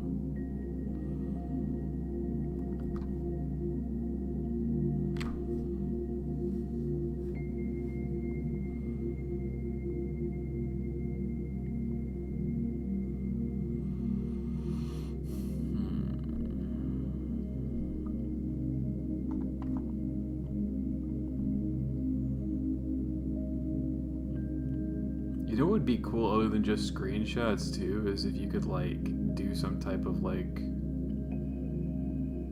reverse, oh man, I should know the name of this tool, Selenium type of thing with JavaScript to like kind of like parse through the clicks you did on the screen. That'd be really good.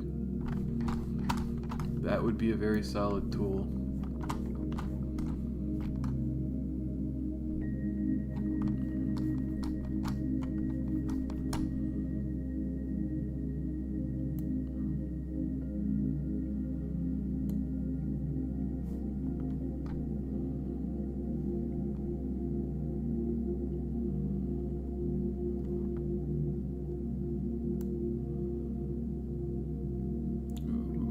That's a smart one.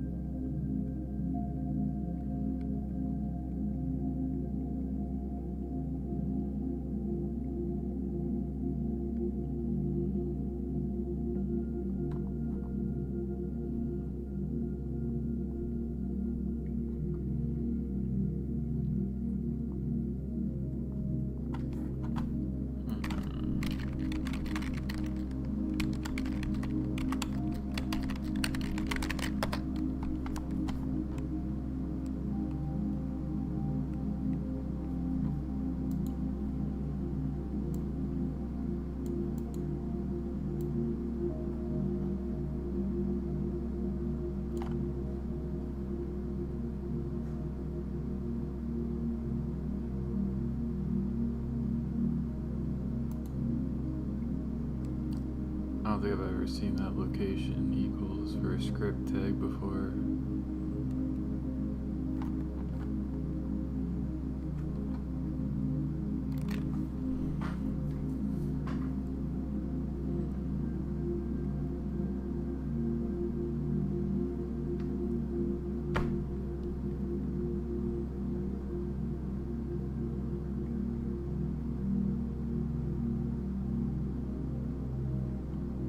I don't think that's valid. I don't know if that's valid JavaScript or not, because I've never seen location equals myself. That's just like pseudocode or something. I don't know. Because I've seen all these other equals. Like I've seen most of these, but let's see. Source type, integrity type equals. No. Yeah, it's not on there.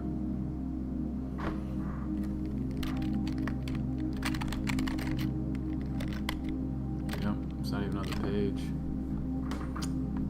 Interesting.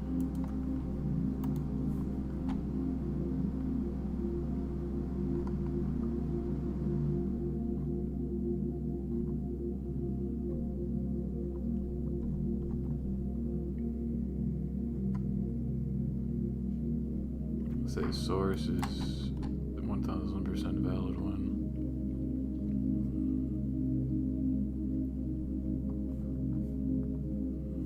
Oh, there it goes. Yeah, I misread it.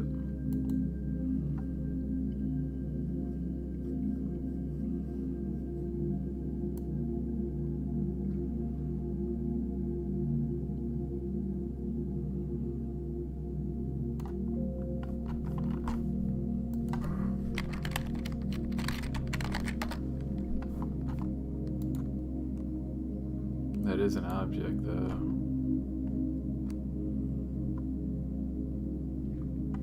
Usually, yeah, as I say, you usually dot it.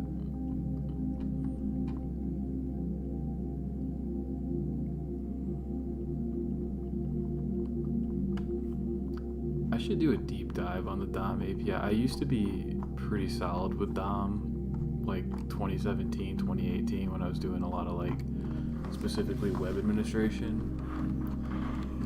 How to do something with like Google Tag Manager, do some manual injecting with JavaScript to get a thing to work. Oh, but it's like so much stuff uses like React now, to where you're not even like directly manipulating the real DOM anymore. So much stuff uses React, so it's like, I don't know.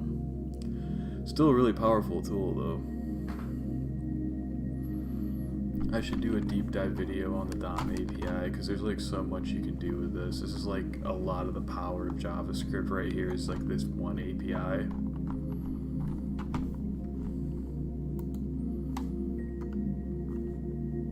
So much stuff that they have just built into this.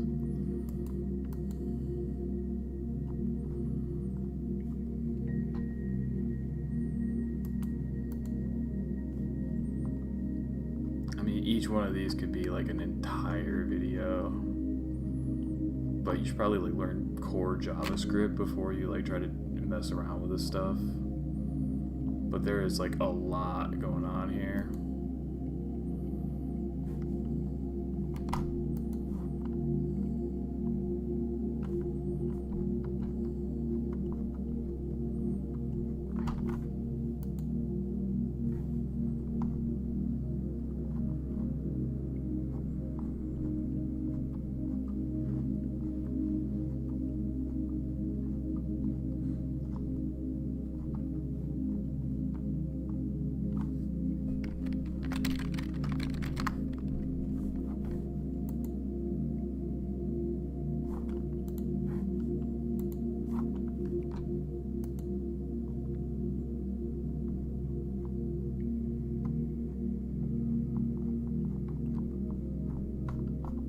Although I might just do articles on these, because these are kind of like, some of these are pretty niche. Like the DOM one, I'd have to like look up which one of these is the most used of the web APIs.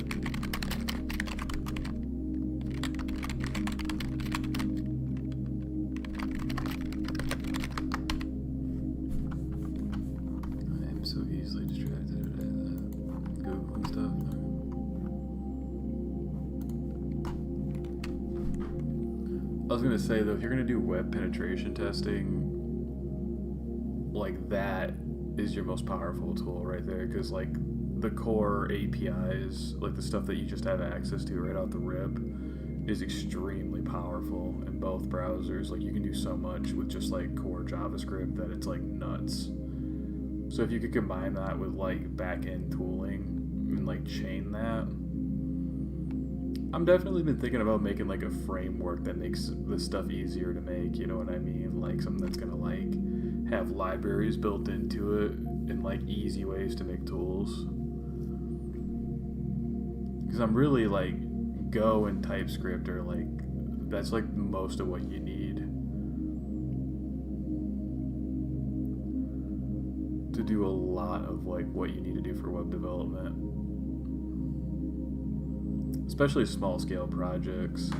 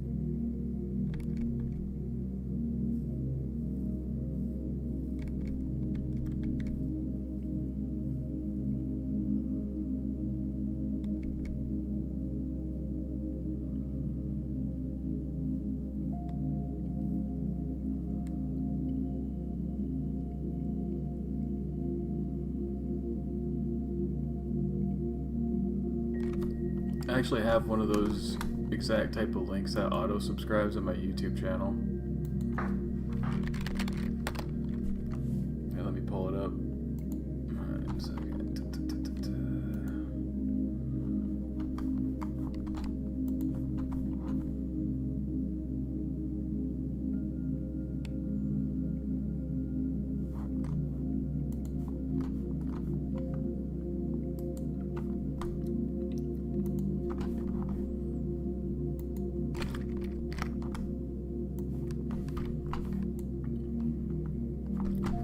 See here, this is the channel, and this question mark sub confirmation actually makes you auto subscribe. So if you plop that into YouTube,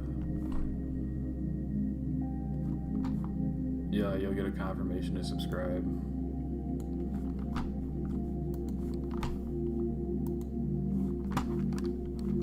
That's a fun one.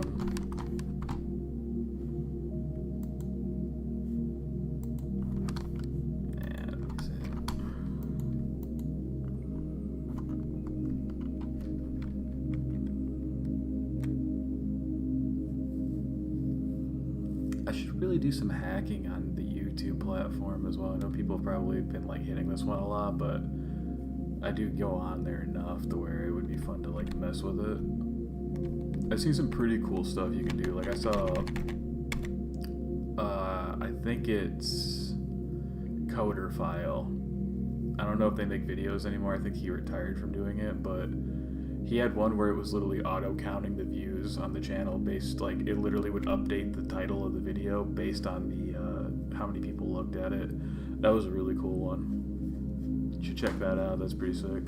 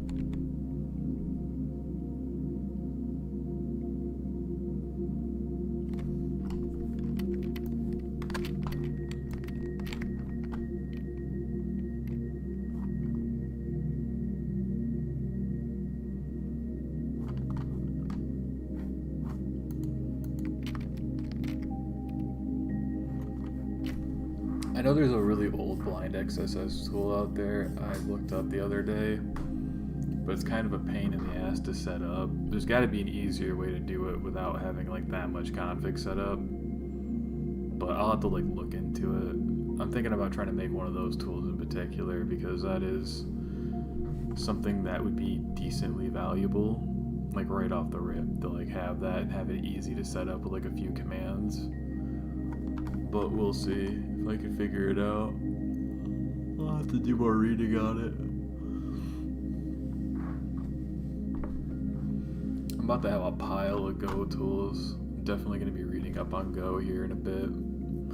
I did want to learn C, like core C again, and maybe review C++ first, just to be like, because I know, fun fact, one of the inventors, Dennis Ritchie's dead now, but Ken Thompson, he's like in his 80s, and he's the one who made Go. It's pretty nuts. So like, pretty good basis.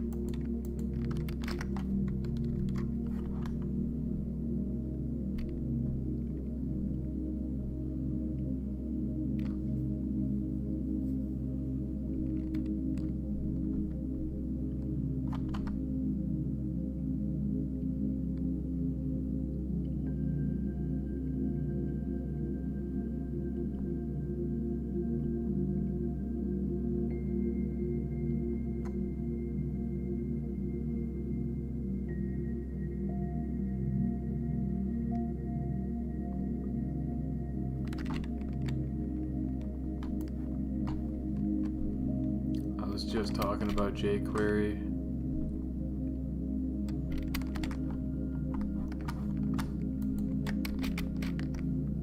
It's definitely a hotbed. If you see jQuery, absolutely start looking into that. There's something nasty there, because if someone's still using it, it hasn't been updated in a long time. That's some legacy shit that they have not updated in forever.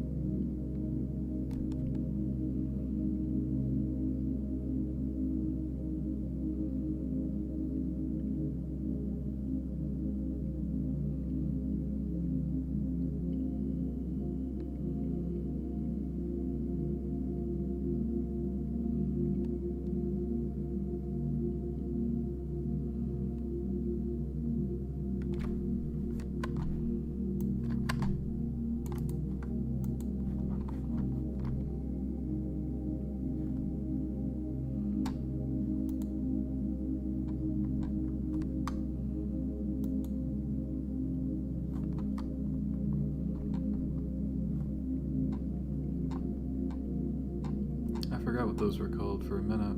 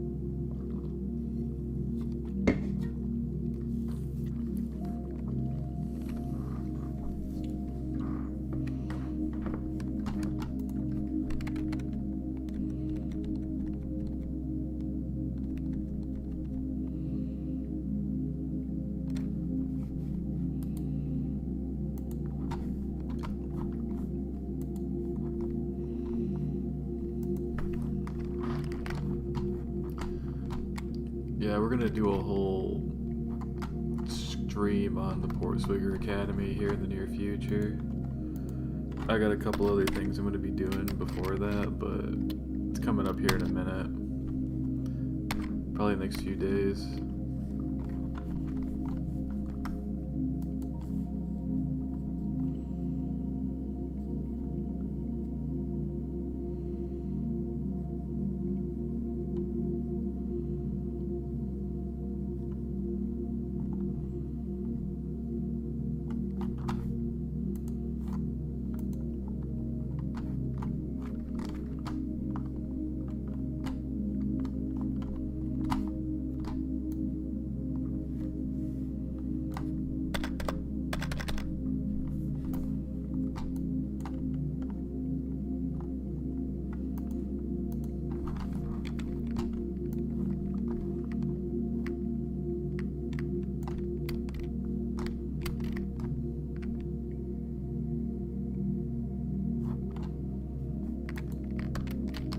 Stop hitting yourself. The exploit. That's pretty funny.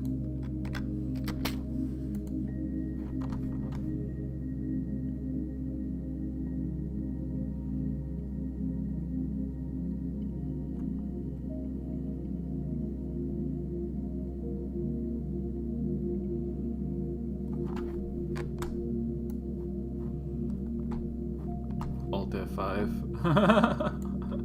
I got someone to.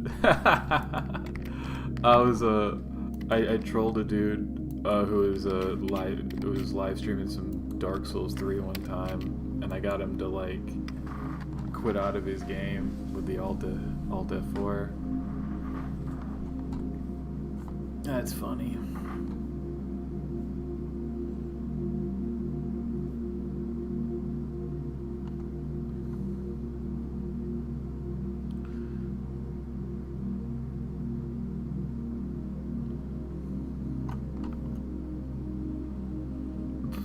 Yeah, this is like default stuff you have to do as a software engineer.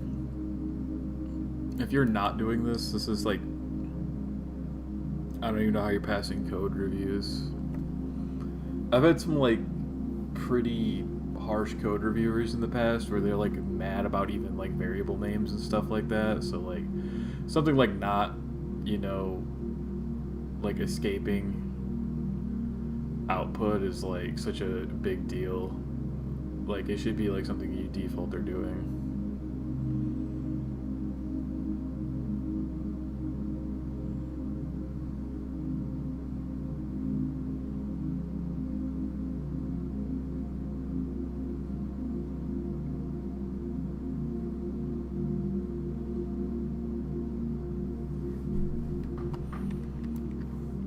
It's still good to write it down, though.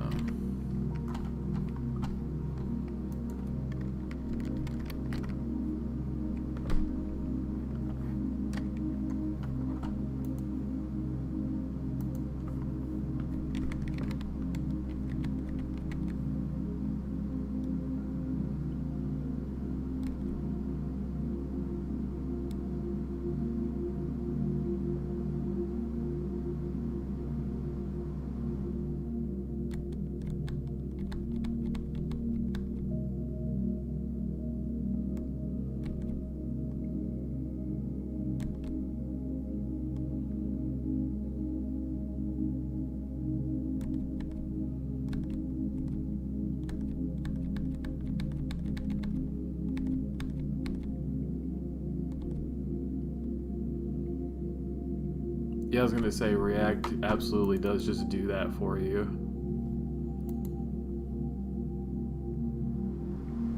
Yeah, it can be prevented by choosing the right JavaScript framework.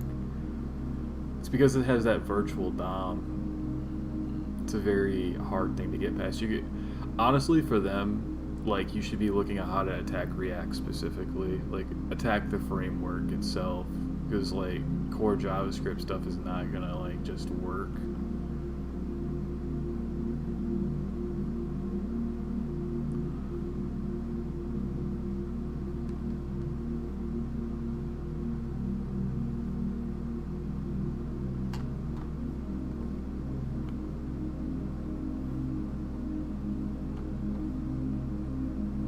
Yeah, hardening your Linux server is a big deal. You should absolutely do that.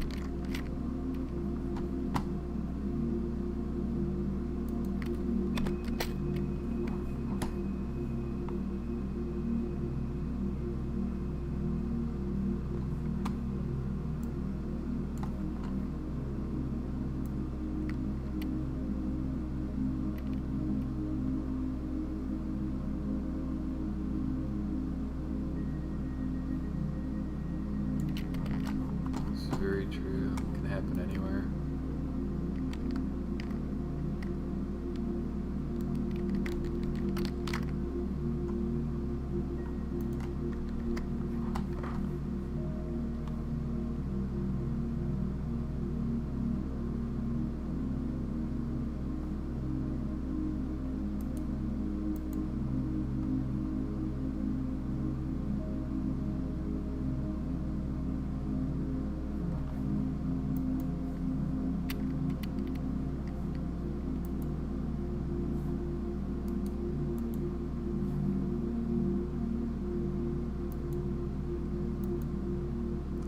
She got paid to like dump all these links in here for like paid stuff.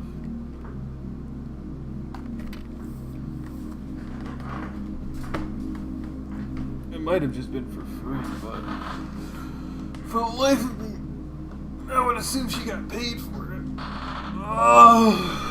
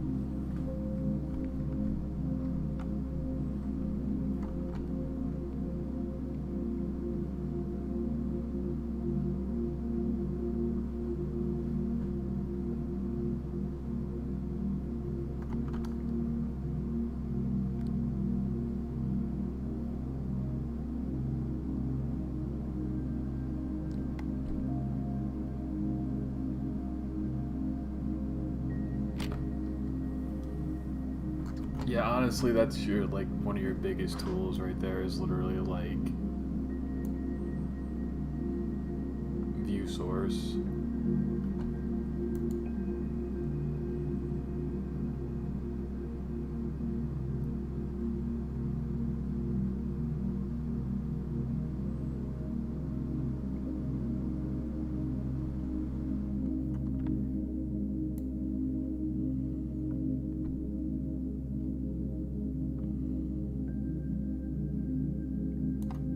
That's a good note too. It gives you like a more practical map other than a visual one.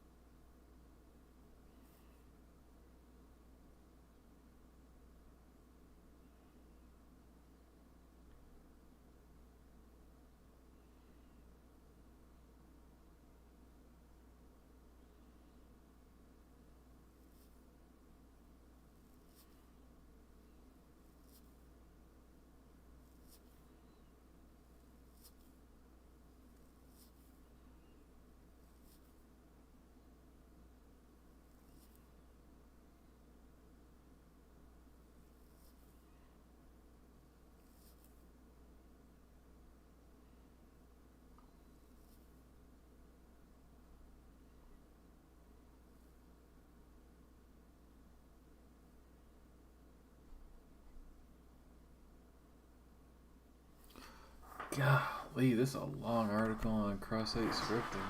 I've got like a pretty good chunk of notes already. Holy crap. Honestly, the order I was recommended to read Bug Bounty books is absolutely bonkers. Once I get better at this, I'm gonna absolutely write my own guide on it, because like they were like, yeah, just read I can't remember, it's a book with like a mantis with like a cowboy hat, and it is not a beginner's book at all. It's like it covers some of the stuff. It literally says at the beginning, like, this is a beginner's book, and I'm like, no, it's not. It doesn't cover, it just goes right into it pretty directly, and it covers like, he's also a bit of a rambler in that book. I think there's some good stuff in there and some real exploits are covered, but like if you don't have like a good basis for the exploits to begin with, it's like you're not going to get as much out of it. I would definitely, that's like a third book. I'd read that third or fourth in the list. It's not like it's good, but I wouldn't even like. Oh wait, I got a message on. I didn't even see that. I got a message on Twitch. Yo, Hyperion RTA, what's up? Twitch didn't even alert me. What the hell?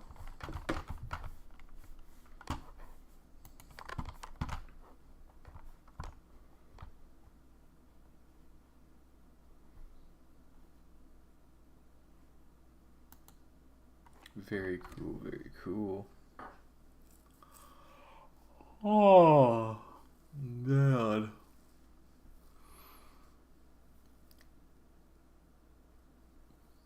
Oh, it's going good. We started the stream like, we've been going for 3 hours and 50 minutes now. So like I started at like 3 something in the morning just because I woke up early. Holy crap. This book has some excellent details in it, for sure. Oh. Although I'm not a big fan of like how wordy these books are, but I tried watching like YouTube videos and like just picking it up through like articles, and it's not, you know, like they really do. They're such skimmers. I feel like a lot of these dudes who do bug bounties like hide their knowledge, like they try to like hold on to it. Because one, they don't want to like leak their secrets of like how to do it, and two, like they want to put it behind a paywall. Like so much of the really good content and like the directly like how to do it guides are behind paywalls. So for me, it's like, nah, I'm not a big fan of that. It's like gatekeeping knowledge or whatever. But you know.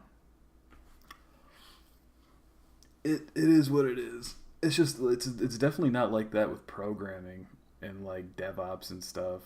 Like cloud people are always willing to like ramble with you about what they know about the cloud. At least in my experience as a professional, like the security guys are always like, you know, insider knowledge type dudes.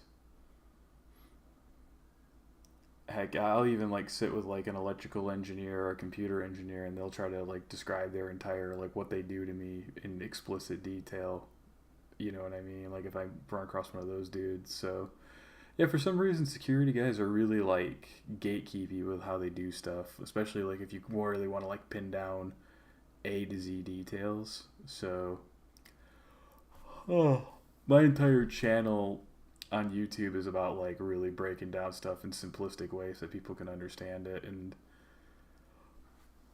oh man, a good chunk of the tools that were recommended in this book are already out of date, and I think this book was published in like 2022, so it's crazy how fast this stuff just goes rotten on the vine. Like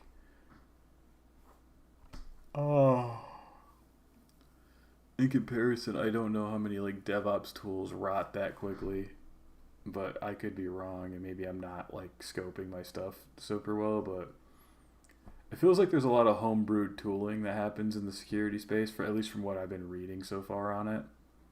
A lot of small tools and a lot of people using, you know, obviously there's the big ones like Nmap and stuff, and like Nuclei, Burp is obviously huge, but there's a bunch of homebrewed stuff out there, which is cool. I do like that, but for me, I really hate working with like a not well updated piece of software, especially if I'm not the one who wrote it. So definitely I'll probably be the same type of dude who's just gonna be making my own tools, but I'll be writing articles and YouTube videos on how they work though, for sure. Anyways, I'm rambling. I should probably get back to reading this book. Ugh. I wanted to finish it today, but man, it's taking forever to read it. I'm taking too many notes. Oh my god, I got 3 viewers? Bro, that's the magic number. Oh my god.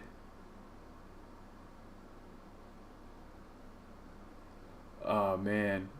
I'm mainly like trying to learn so by normal gig is doing DevOps. So I'm trying to like expand out because I obviously, you know, I know some baseline defenses for, you know, all the major exploits, you know, how to harden a Linux server and all that good stuff, but I think it's always a good idea to look at it from an attacker perspective, you know what I mean? Because I'm so used to just playing like regular old defense. And it's like, I think my experience as a software engineer and DevOps engineer has kind of like leaned me to the things that people are lazy with. You know what I mean? Like, especially with like outdated source code. Like, people hate updating that shit. It's like their least favorite thing in the world to like have to go back and like make something modern. I was talking to someone in chat earlier about how 4chan had PHP and a FreeBSD server from 2014 when they got recently hacked. So it's like, yeah, a lot of the major exploits are crazy.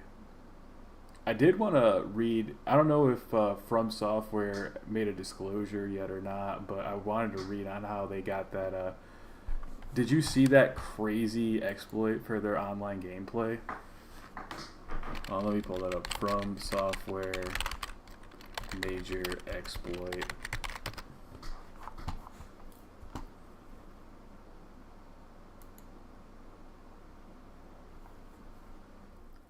Basically, people could take over your machine if you had Dark Souls installed. It was like they took the servers completely offline too for a while.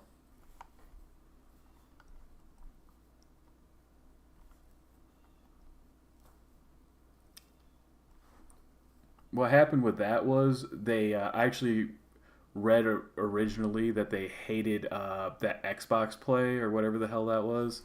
I can't remember what it was, but the horrible thing that the original Xbox had to do online gameplay, so they wrote their own like server internally, and that had some like major exploits in it.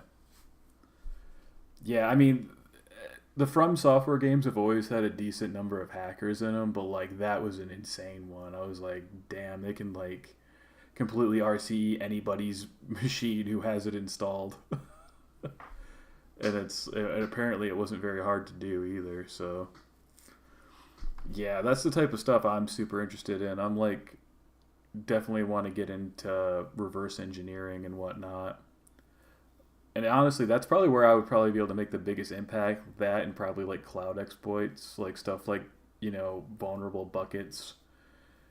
And, you know, you'd be surprised how often people don't follow like really basic advice in AWS, like least privilege rules and such. You know, like I've worked at orgs where like every single developer had admin, like full admin, and it was like, I was like, man, I really hope they don't have their credits leaked ever, because that's gonna be real bad. I was like, so yeah, if you know, people love to build things quickly and don't want to secure them while they're doing it because it's a pain in the ass to do it. And, you know, they're always like, oh, I got to push out the next product. I got to do this. I got to do that. But it's extremely costly. I wonder if they have a full disclosure. I don't know if they would. I'd love to see exactly what happened.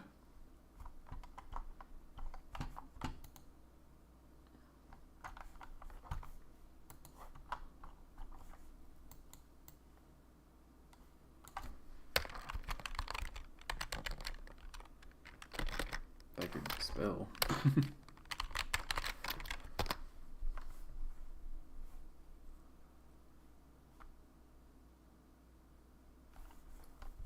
Yeah, I don't think they posted it.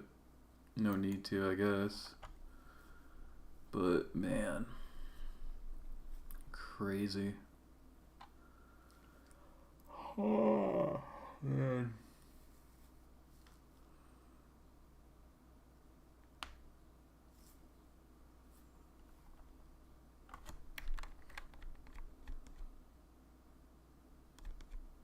I should probably play some music for you guys. I'm sitting there forgetting to put the music back on.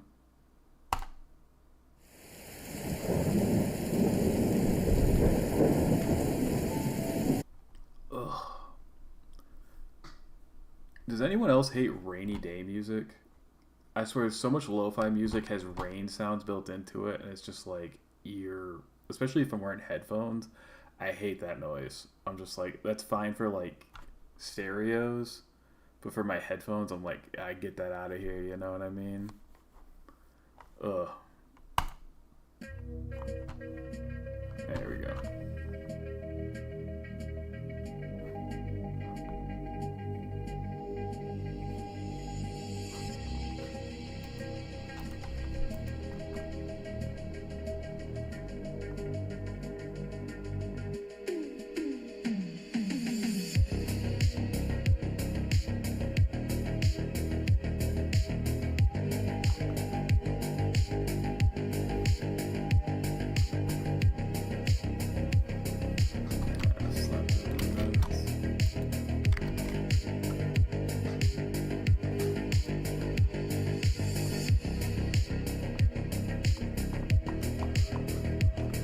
Yes, finally done with that chapter.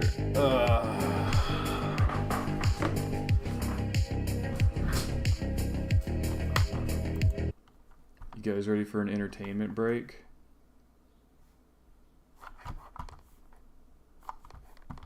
Oh yeah, I got something for us.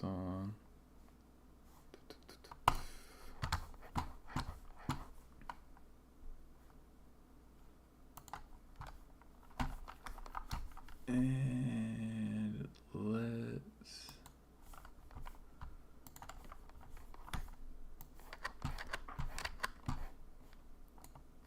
you guys can watch my other passion with me, which is history. I absolutely am a history dork. You're born to an aristocratic family in Brussels in 1880, and your parents named you Adrien Carton de Weijert. Your mom's Irish, and your dad's a powerful Belgian lawyer and diplomat. Or at least that's what your mom says. There's a lot of rumors going around that your real dad was actually King Leopold II, the King of Belgium. Not really someone you'd want to be related to anyway. Your mom dies when you're 6, so nobody finds out if that's true or not. Your father remarries, and he and his new wife decide the best thing for you would be to study law in England. Your dad really wants you to follow in his footsteps, and he chooses a prestigious boarding school in Oxford.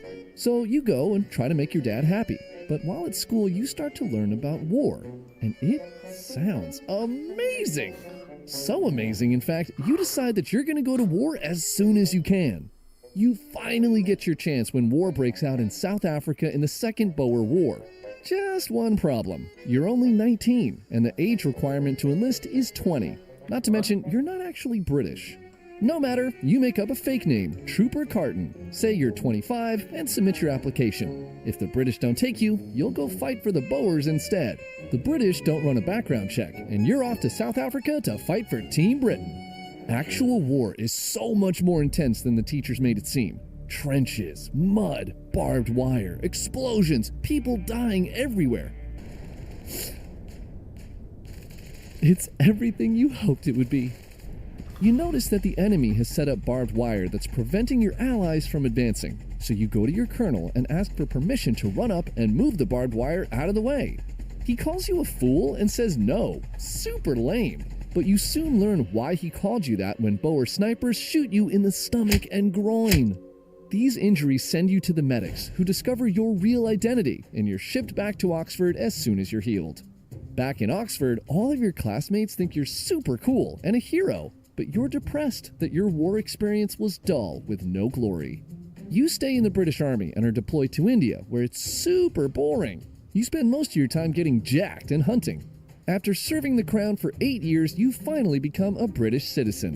In 1914, you're really itching to get back to war, so you go ahead and sign up to get shipped out to British Somaliland. You're gonna get to ride a camel and fight some guy they're calling the Mad Mullah. You're super excited. But as you're on the way to Africa, the absolute worst thing that you could ever imagine happens. The Great War breaks out, and Britain declares war on Germany. The other soldiers are gonna get to fight the best army in Europe, and you're stuck on a boat, heading to Africa where you'll be riding a camel and fighting this Mad Mullah guy. Ugh. You decide to make the most of it and rush out to the front lines to fight the dervishes. They're pretty aggro, and maybe fighting here isn't all that bad. You sneak up on the enemy, so close that you can touch them with your walking stick, and they see you and begin shooting at you. You get shot twice in the face and get hit in the eye and the ear. You get shipped back to England, and your eye is so messed up, they can't save it, and it's removed. This actually worked out really well, because now you can ask to go fight in the Great War. The front lines in Europe really need experienced officers just like you. But there's a problem.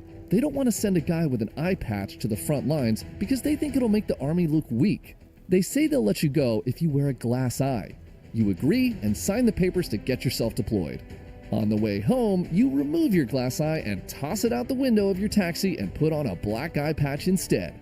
You're sent off to France to fight in the Great War, and boy, this one is even more intense. Trenches, barbed wire, artillery shells exploding all over the place. Oh, it's everything you hoped it would be. You wander up to the front lines, and everyone keeps telling you to duck for some reason. How are you supposed to see all the explosions if you keep ducking? Your second in command comes up and tells you, "I really wish you would duck when those shells come."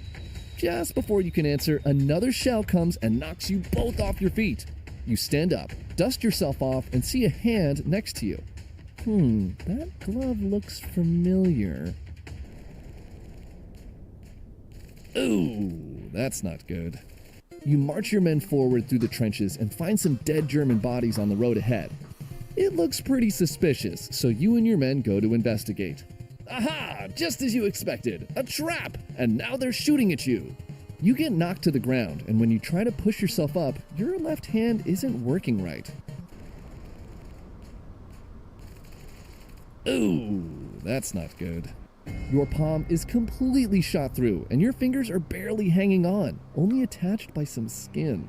And the worst part? You decided for the first time ever to wear a wristwatch that day. Well, now that watch is blown to bits and embedded in your arm. You run and make it back to the medical tent and ask the doctors to pull off your fingers. They tell you no and say it would be too dangerous. Oh my God! For the next few years, surgeons try to save what's left of your hand, and eventually you get sick of them failing, so you ask them to just cut it off. So now you got one eye and one hand, and you get yourself back into the trenches. You find yourself at the Battle of the Somme. Over 1 million soldiers will die in this battle, and you're right in the thick of it leading the charge. On July 3rd, 1916, you lead your division to attack 𝗲𝗿𝗄𝗄, one of the strongest German-held positions. The offensive is brutal, but you're leading your men well, firing at the enemy, pulling grenade pins with your teeth, and encouraging your troops. By night, all of your fellow commanding officers are dead or wounded. Out of nowhere, you're suddenly knocked to the ground, and you quickly check yourself for wounds. Hand? Check. Eye? Check. Head? Uh-oh. The back of your head has been blown off by a machine gun bullet, but luckily, it missed all the vital parts. Oh my God. Okay, alright, seriously? What does that even mean? You spend 3 weeks in the hospital for this one, but while there, you receive the prestigious Victoria Cross for your efforts at the Somme. This just makes you want to go fight some more, so as soon as you can, you're right back in the thick of things. First at the Battle of Passchendaele, where artillery fire catches you on the hip, blowing off your clothes. Next at the Battle of Cambrai, where you're shot in the leg and almost lose it. And then at the Battle of Arras, where you get shot in your other ear. By this point, the generals and the doctors are all urging you to stop going back out to the front lines. But what do they know? In another one of your medical stays, you're lying in a stretcher, upset with yourself at just how quickly you found yourself back in the hospital, and a clergyman making his rounds spots your sour face. He approaches you, observes your eye patch, and tells you, Cheer up, it could have been much worse. A few months ago, I saw a man come through here who was missing both an eye and an arm. You ask him to tell you the name of this soldier, and the clergyman replies, General Carton de Wyatt. What? The war ends, and you find life pretty boring back in England. So you move to Poland, where literally every one of their neighbors are trying to destroy them. You get to fight against the Soviets, the Ukrainians, the Lithuanians, the Czechs. It's everything you hoped for. While living in Poland, you try air travel and end up in an airplane crash, but survive. You decide to take a train instead on your next diplomatic mission, but your train is attacked by Cossacks, and you have to fire at them while hanging off the back of the train. You fall off and quickly scramble back on, all the while continuing to shoot at them till they disappear. Poland is nice, and you retire and spend the next 16 years there hunting every single day. Life is good. Until a failed Austrian painter starts another massive war in Europe.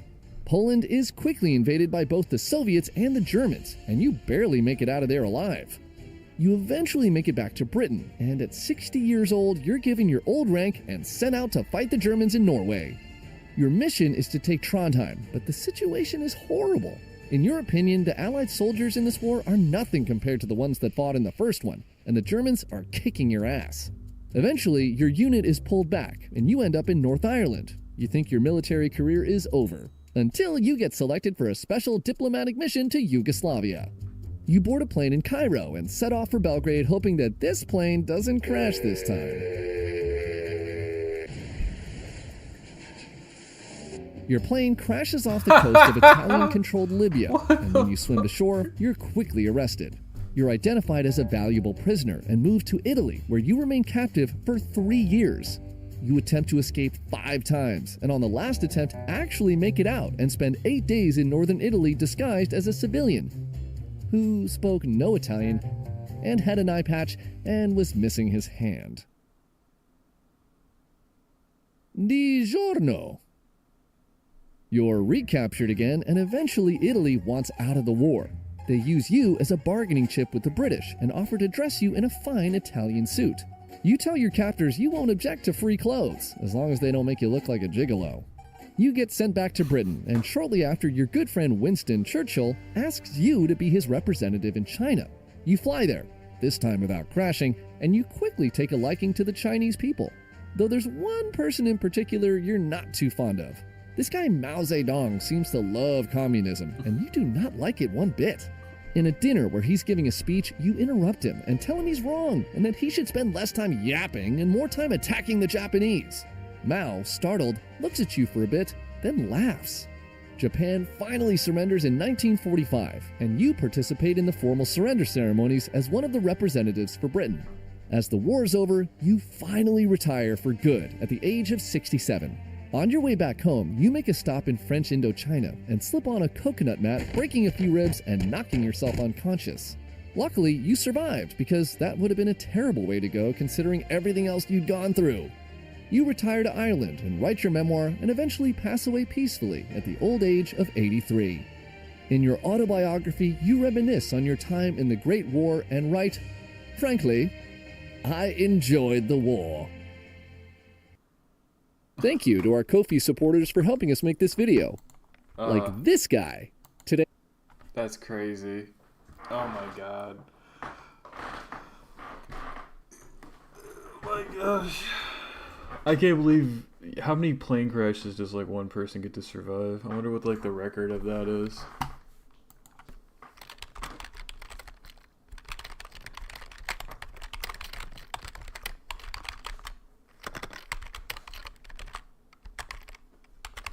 I didn't spell it right. I did.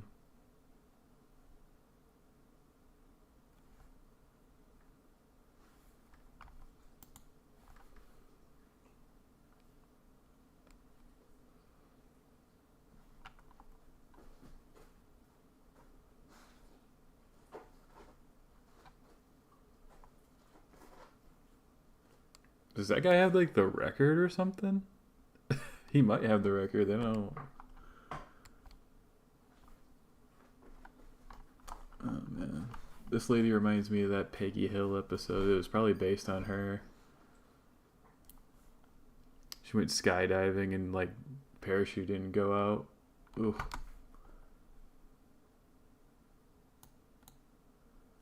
I think that's like the one thing that would stop me from skydiving is the thought of like crashing into the earth and like getting crippled from it. Oh my goodness. Like dying on impact would be one thing, but then like getting crippled and like, oh man, the amount of pain you'd have to be in from hitting the ground from that high up. Especially if you didn't hit like the dirt. I mean, obviously hitting dirt and like water at that speed is still just like hitting concrete, but like hitting concrete, like actual concrete, would be crazy. Oh my god. Ugh.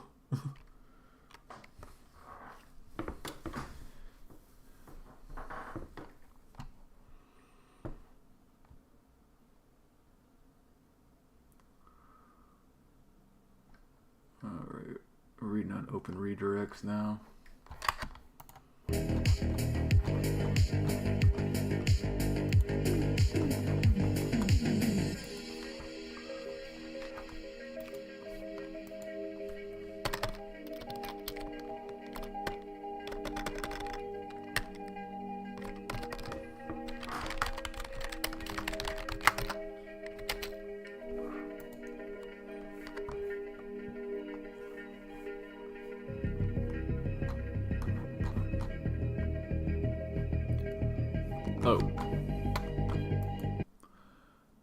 I will be doing lab exercises. I wanted to get through the book. I actually have like maybe 2 or 3 books I'm going to read on it. For me, I'm making a bunch of specific content on like specific tools and whatnot as well. And like doing some articles, some deep dive stuff. For me, it's more about like getting a really good understanding. But then obviously I'm going to transition into practical when that's all wrapped up. I'm going to do some, I'll probably do like the Burp Suite, the 𝗵𝗄𝗃𝗍𝗄 Academy. I think that's what it's actually called. I'll probably do the 𝗵𝗄𝗃𝗍𝗄 Academy, some Hack the Box, and then start doing some live hacking here after that. Oh, but there's a couple of books I wanted to read. I think the other 2, let me see if I can find them.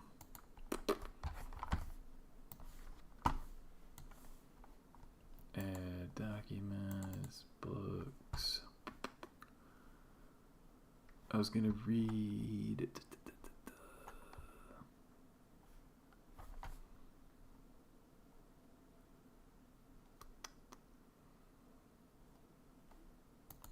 Is it this one? No, it's not that one.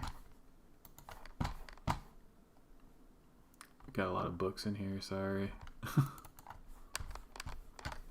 Yeah, I was going to read this one next. This is a little bit of an older book, but this one has like crazy amounts of detail in it.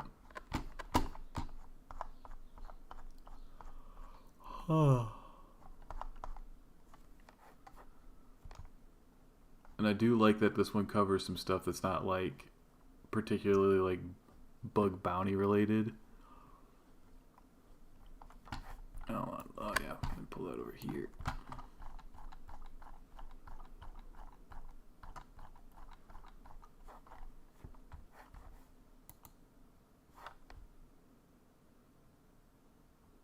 Yeah, Hacking the Art of Exploit. Definitely reading that one. Although I did want to cover C again. I mean, I learned C++ years ago, but I haven't covered like C in a minute. I think there was like one other book I was going to read too, but I'll have to like look at what that one is.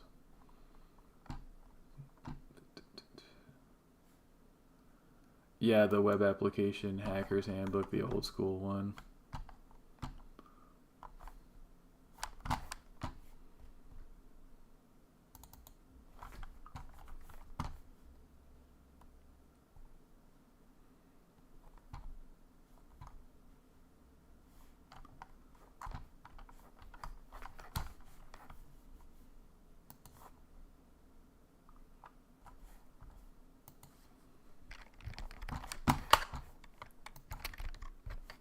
I found a link for it. This one right here. I'll be reading this sucker. I know this one's pretty old too, but this one also has a lot of great information in it.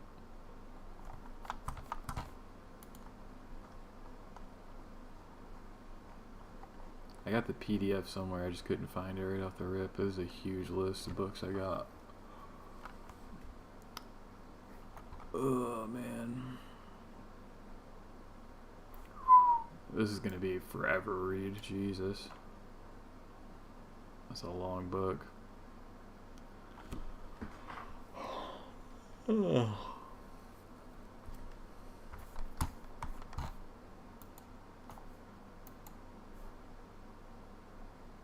Open redirects.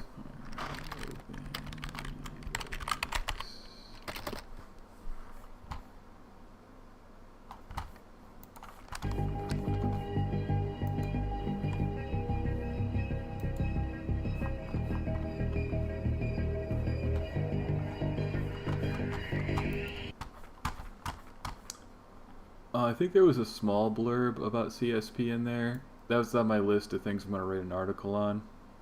I'm going to be writing one on that and SOAP. Or SOP. I shouldn't call it SOAP. There's SOAP. There's XML SOAP as well. I don't want to confuse anybody.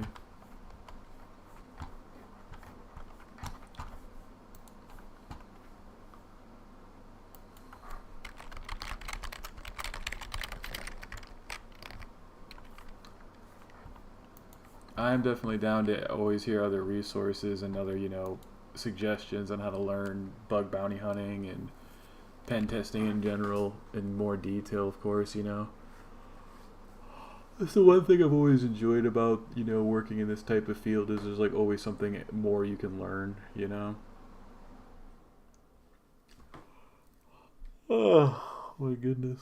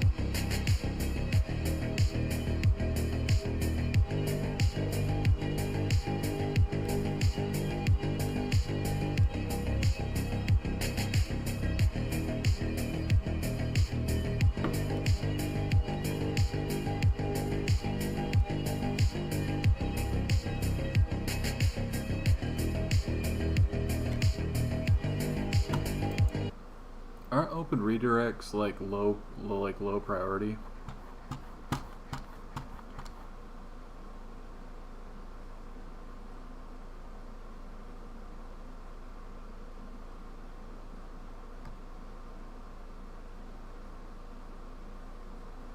Nice. Hex yeah, dude. Always down to share knowledge with people, man. That's such a big part of learning more. Oh. How long have you been bug bounty hunting for? What's your background? Always love to hear that. I'm pretty sure open redirects are low. Aren't they low priority as a vulnerability?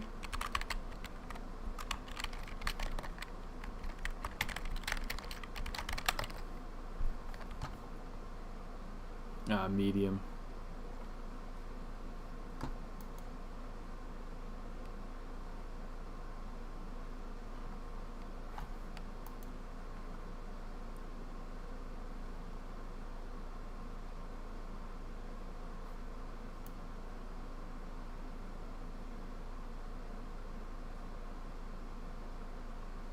Isn't there a rule of thumb between how they get elevated, if the user doesn't have to be involved with it or something like that?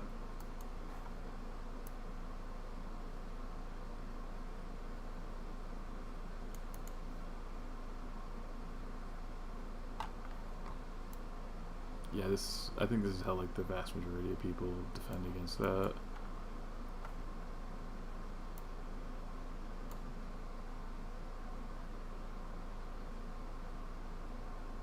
Nice. I'm pretty similar. I started in IT in 2014 doing like support, and then after like 3 or 4 years, I ended up landing a role as a web administrator at a local cybersecurity startup. And then, you know, that was all AWS mainly. You know, basically I was a junior DevOps engineer for the front-end web development team. That's basically what I was doing. And after that, I landed a role as I got an internship, and then I landed a role somewhere else as a Java developer, and dropped out of school like junior year. I was probably like a junior in terms of credits. So yeah, I didn't even finish my degree either. A lot of my stuff has just been, you know, picking it up as I go. And after a few years of doing like software engineering, like full stack stuff, I ended up transitioning into like DevOps as the full role. And then yeah, you know, that's kind of what I've been doing. Right now I'm working as a freelancer. The company I was contracted with just had like major layoffs with AI stuff, so I've just been taking smaller contracts and, you know, working on content. That's what I've been doing recently, and there's so much to, you know, learn from the bug bounty side of things, honestly, securing stuff.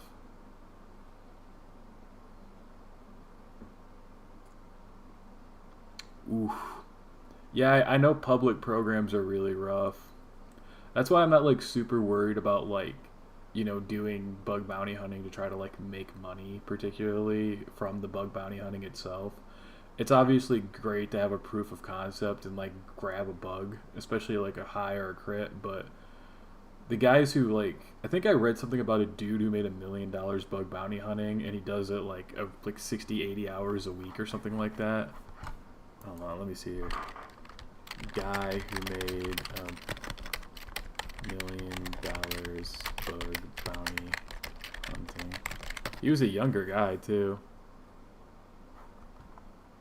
Teenage millionaire hacker, yeah, this dude. 𝗪𝗪𝗀𝗻𝗄. Man, that's nuts. He was only 19 as well. That's like super young. Although I'm like pretty sure from what like the video I watched of it, he was like doing this for like hours. Like his entire life is around it. 𝗪𝗪𝗀𝗻𝗄 hacker.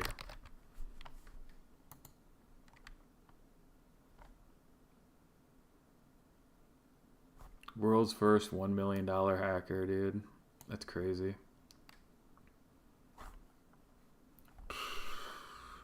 Look at that, dude. That's nuts. That's an insane number of bugs found. Oh, that's a really solid payout. What'd you find on GitLab? That's obviously a crit, right? I couldn't imagine 35K for anything less than a crit.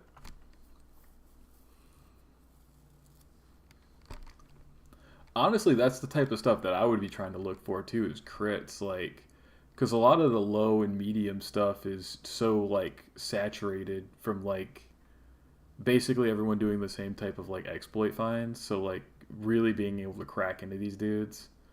I think Apple has like $1 million cap for their bounty. I'd have to look that up on Apple top payout bug bounty. Yeah, you can 2 million. Jeez.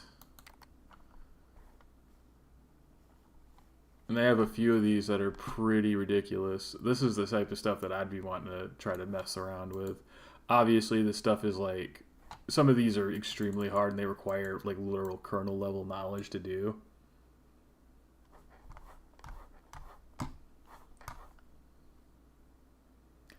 Oh, nice, nice, nice. So have they been able to like fix it yet, or is it like one of those things that hasn't been like fully publicly disclosed, so you can't like talk about it or something? That's pretty understandable. Oh. See, this is why I want to get back into like C and stuff, because like so much of like the world's biggest systems are just basically C and C++. Oh man, if you can find a link, post it in chat, man. I'd love to look at it. That sounds really cool. I live in a low income area too. I really don't need that much to live. Honestly, I'm like living off of my savings for the most part right now. I'm not even monetized on YouTube yet. I'm not monetized on here either. I have enough followers to be monetized, but I do not have the you get it requires on Twitch, you got to have like 3 viewers for like 4 hours on like 3 separate days or something like that. And like I get like 1 or 2 viewers, but then I can never get that 3. Like for some reason I just cannot pull the 3rd person in for long enough, so it's pretty crazy. Oh, nice. Yeah, I'll give that a look.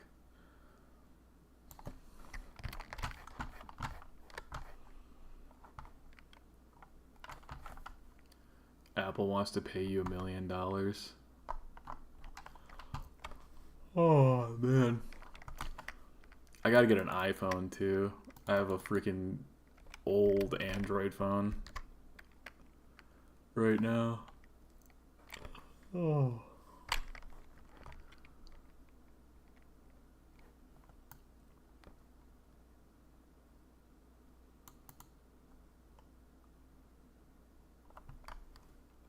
Honestly, forget your password links are like one of the most deadly things that they make out there, dude. Like exploiting those is such a parameter. It's like they're scary. Especially because a lot of those are just done very, very poorly. I mean, oh my goodness. I mean, I saw some demos from the security team when I worked at Duo Security. They're like, I was like, explain to me why 2-factor is so important. And I was like, you want to see what it's like to not have 2-factor? Like, bro, like what? I mean, goodness gracious. And right-click editor. I need to get better with Burp Suite. I like, for some reason, it feels like really vague what it's doing. I know there's some good guides out there on like how to use Burp like specifically. Do you use Zap for anything? I've had people tell me that Zap is good for like things like spidering and stuff like that. Oh. And I do know a decent amount of Java, so I could probably hack on it a little bit because I know the whole thing is built in Java.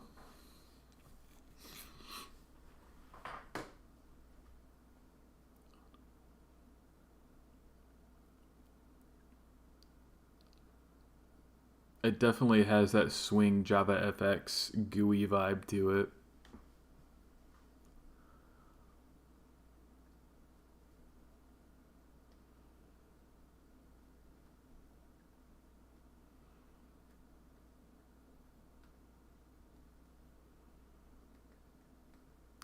And what's crazy is that's not even a crazy exploit what you did there. That's like pretty like, it's obviously good that you found it, but like, man, that is like, some of these attacks seem like pretty nutty that I've been reading through. So like being able to just slap that in there and go, yeah, here's some here's some JSON. Man, that is.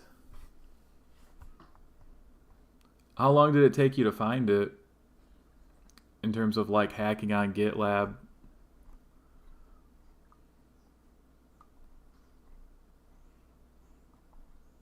Let me see here.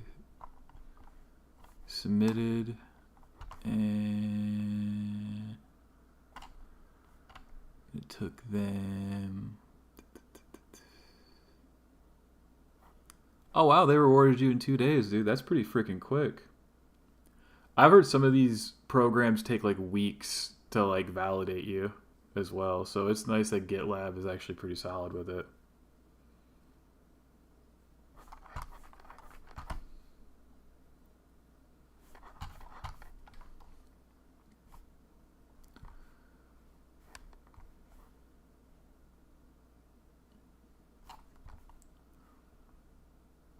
Oh wow, that's such a huge difference, dude. You see that? freaking, obviously you saw you got paid from it, right? Who the hell am I telling you?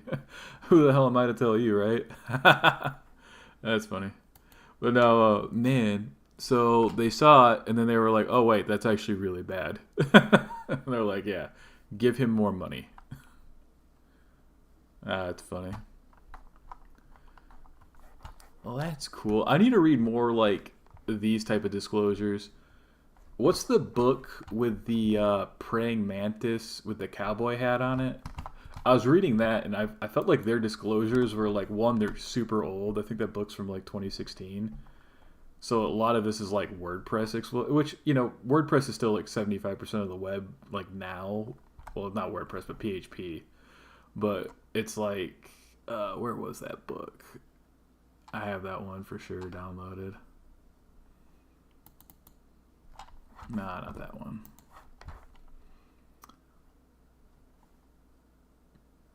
Have you read Black Hat and Gray Hat Python? I have those, and I'm not sure which one I should be reading first. I was going to look into that, too.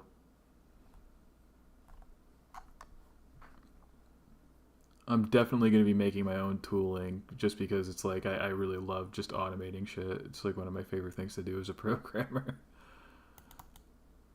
No, not that one either. Damn, where did I put that book? Did I just download that straight to Google Drive? I might have not put that in my big list of books. Nope, not that one either. I can't remember what it's called.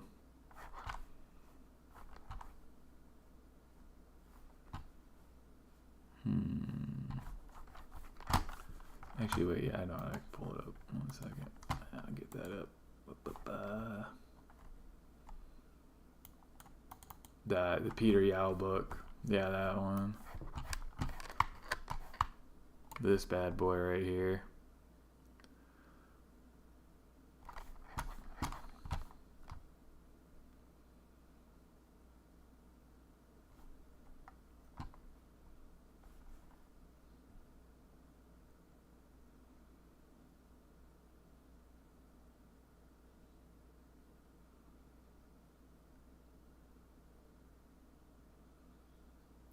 Oh, nice.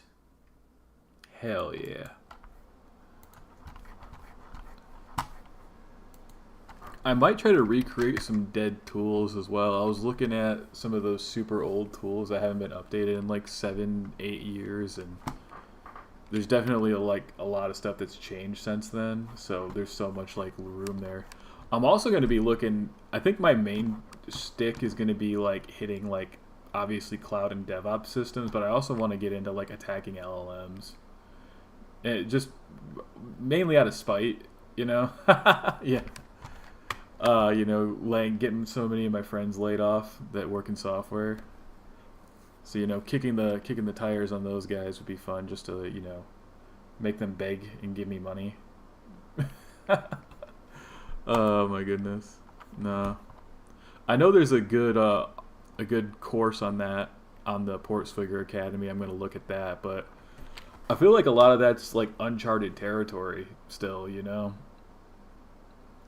It's going to be like a lot of research for how they grab data and like what you can make them do, because like I've tricked them into showing me how to hack before. OpenAI, especially, I think it was like version 4, was dumb enough to where I was just like, I got it to show me how to do hacks, so I got it to like do things for me. So I'm curious to like what you can make it say and what you can make it grab for you internally from their servers, if you were like able to like trick it.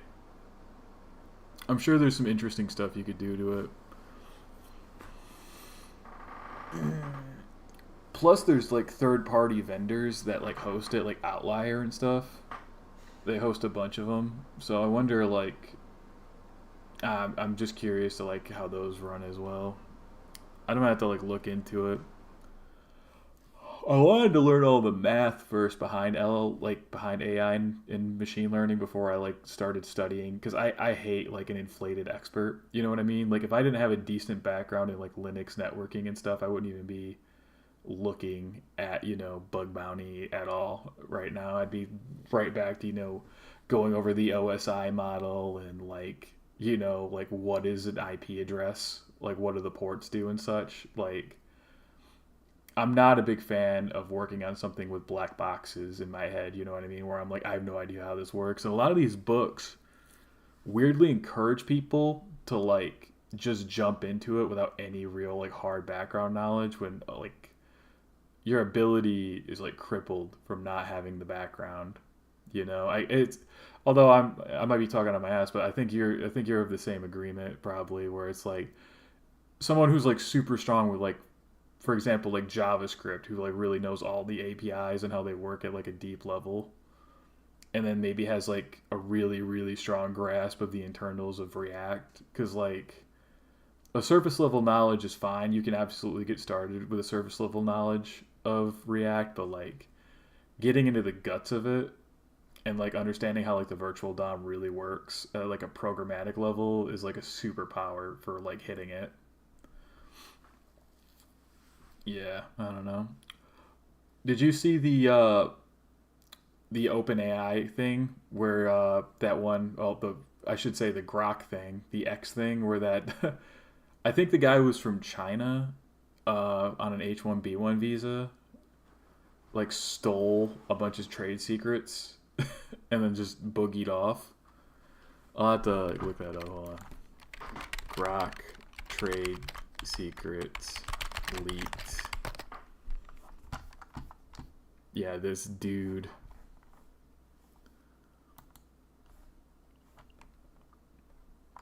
I wonder if he has if he's been named yet. Get out of here. I'm not subscribing.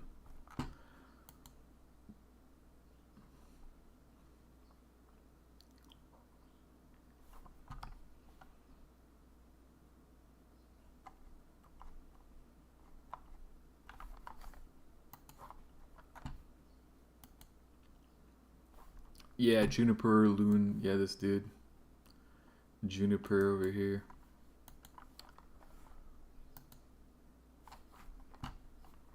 Oh wait, no, they had a picture right there.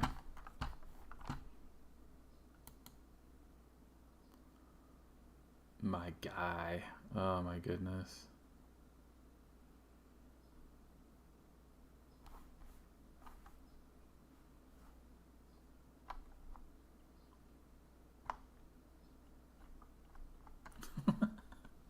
Gotta repost it before we steal it, boys. That's funny. That's hilarious. Based.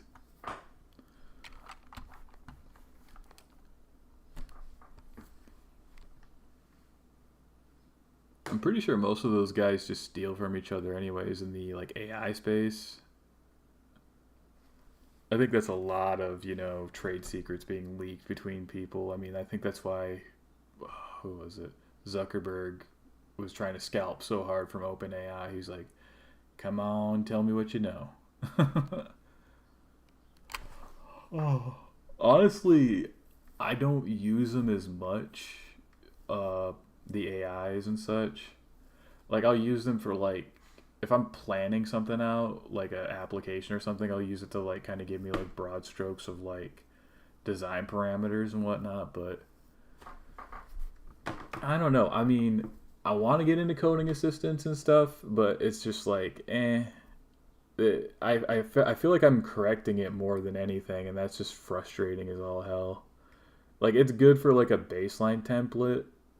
I did use some of it for the website for Tailwind because I'm like garbage with CSS. So like my website's just like a flat HTML file with some Tailwind, and like the only piece of JavaScript on the whole website is just the form to enter in to subscribe to the newsletter. And that's like a box that came straight from 𝗣𝗁𝗵𝗆, you know, just an embedded plugin. So it's like, yeah, it wasn't that crazy. I'd have to double check, but last time I was looking at it, the context window is so small for it that it's like anything really major, it's going to get confused eventually and get lost in the sauce for what you're actually trying to do.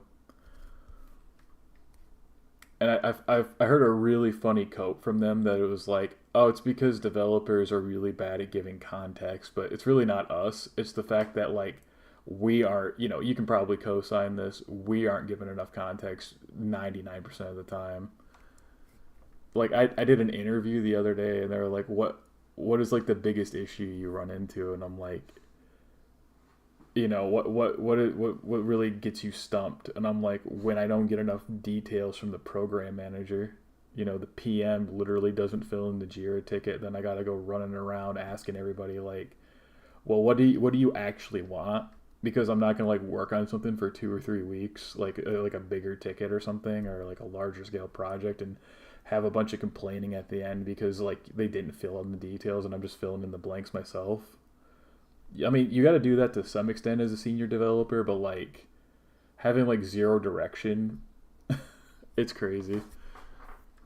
You know, and that happens, I feel like that happens more at big companies than it does at like smaller companies where you have more direct access to the, you know, architect and the CTO and whatever. You know, you can sit down and have like a real conversation with somebody that kind of knows what they're talking about. But I digress. There's too many middlemen in our profession, between the recruiters, the PMs, and, you know, the business analyst. I mean, they have their spots, but there's like too many of them. You know, they like sit like too many of them on a team when they should be like, I don't know. And they shouldn't be go-tos between architects and like senior developers. That's crazy. I do not like having a non-technical go-through for technical questions. That's so nuts to me. Doesn't make any sense at all. But I digress. Oh, God. I should read this issue really quick. We have provided links to other websites so they matter.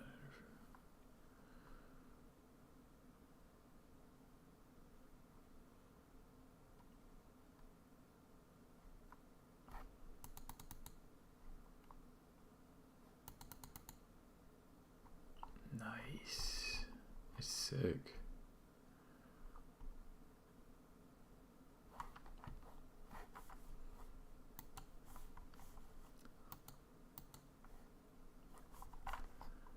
Yeah, this book in particular was not as helpful to me. I'm sure it'll be helpful after I learn some more stuff. Like, I'll probably be able to pull the gems out of it, but for the life of me, I'm not a big fan of the way this guy, like, writes either. You know what I mean? Like, an author has a sound to his voice. When I write my articles, I'm, like, super, like, conscious of, like, how it sounds out loud, and this dude feels like, it feels rambly at times, this particular book. The other book I'm reading right here, this Bug Bounty Boot Camp, seems like much more, like, less rambly. I think she's a better writer. I don't know if she's a better hacker, but she's definitely a better author in terms of, like, getting her feelings across and getting information across. Those are definitely two different skills.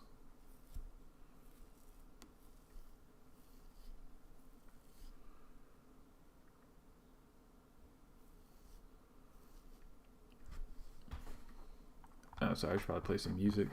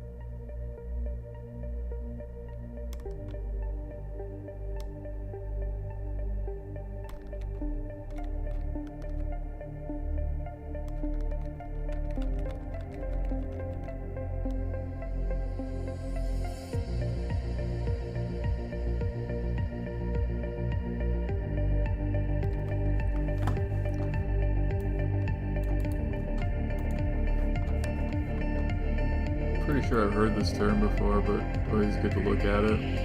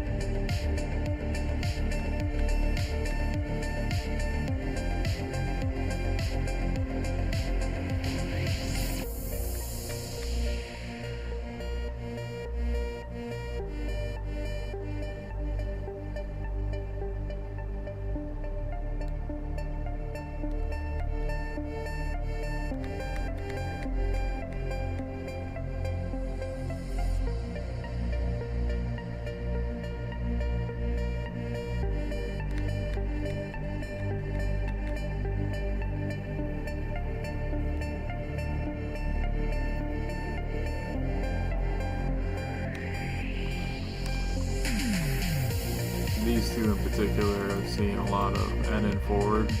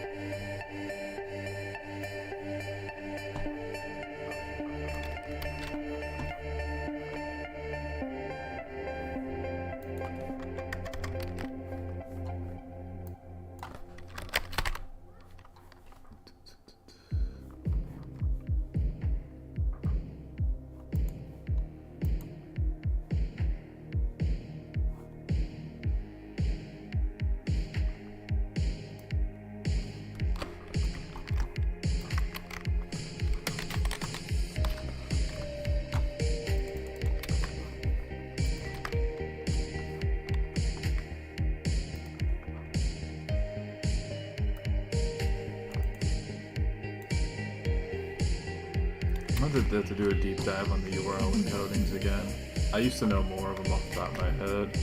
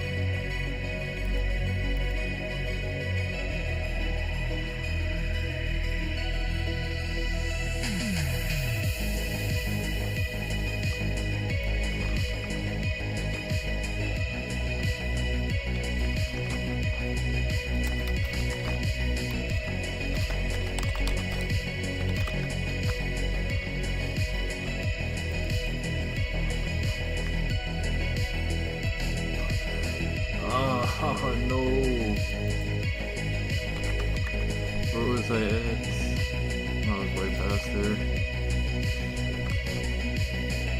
Nope, not there. Not there.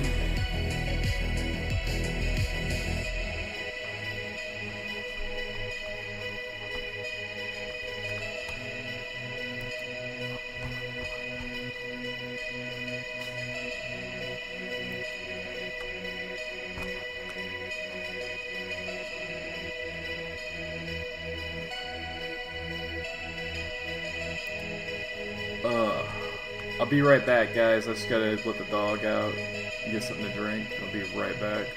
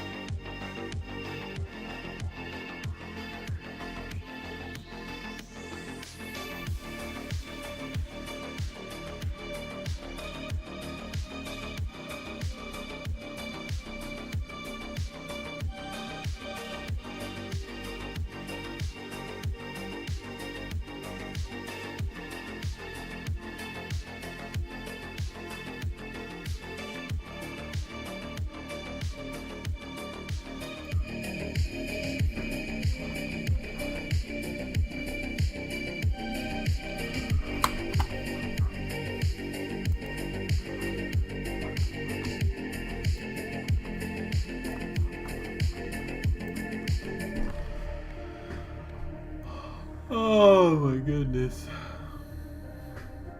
I think this is the longest stream I've ever done. I know there's guys who've done like marathon streams in comparison to me though. Five hours. Oh my goodness.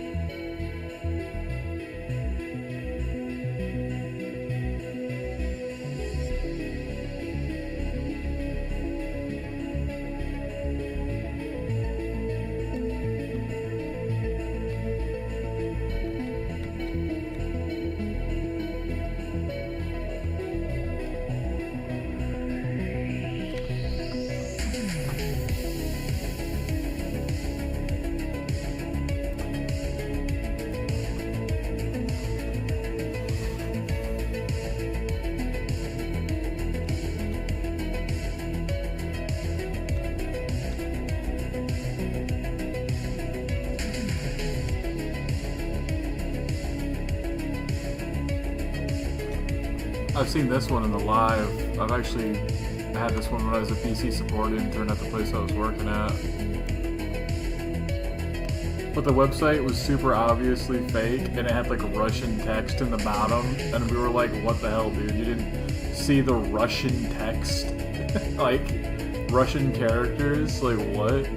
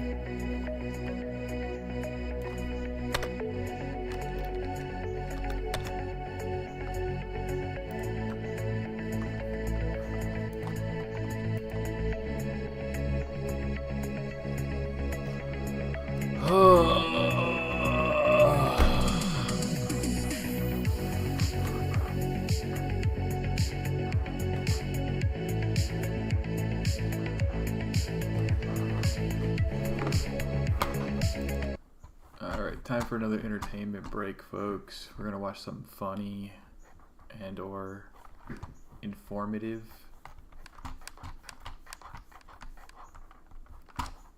because that was a lot to read. Oh my goodness. This is a really good book, by the way. If you have never read the Bug Bounty Boot Camp, this has given me a lot of like really solid information. And I've been reading through a few of these like bug bounty pen testing books, and this one is like really well written, so definitely give it a purchase. 100%. I'll probably be like putting this as an Amazon affiliate link for some of the articles I'm going to write, because this is an excellent book for sure. 1000%. I would definitely recommend it. Oh, good Lord, have mercy. Oh my goodness. Alright, time for some entertainment for a minute, because I'm going crazy.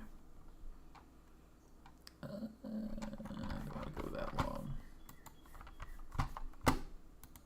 What's up, pimps? Here we are at the scene of the crime where Resident Evil 4 has been ruined by the global elites, allegedly. And Big Brother, you know, the man, the communists, will tell you, oh, this game is a masterpiece and the gameplay is very great. Brainwashed. all of them. Next week, they'll be telling us all that God of Boar 2018 is the greatest movie of all time. Fuck, I better dress. So time for a little bit of the fleek fixes, an original idea from yours truly. Off the bat, Ashley's character design has been ruined. Not from the original, it's actually better than the original. Call Capcom the military-industrial complex because they just dumped a whole lot of budget into ballistics, you feel me, pimp? But the matter of the fact is, it's 2023. She can't have massive budgets and a waist. It just isn't haram. So bam, I fixed it. Bad Ashley. She is now her happy weight. Hey, trust me.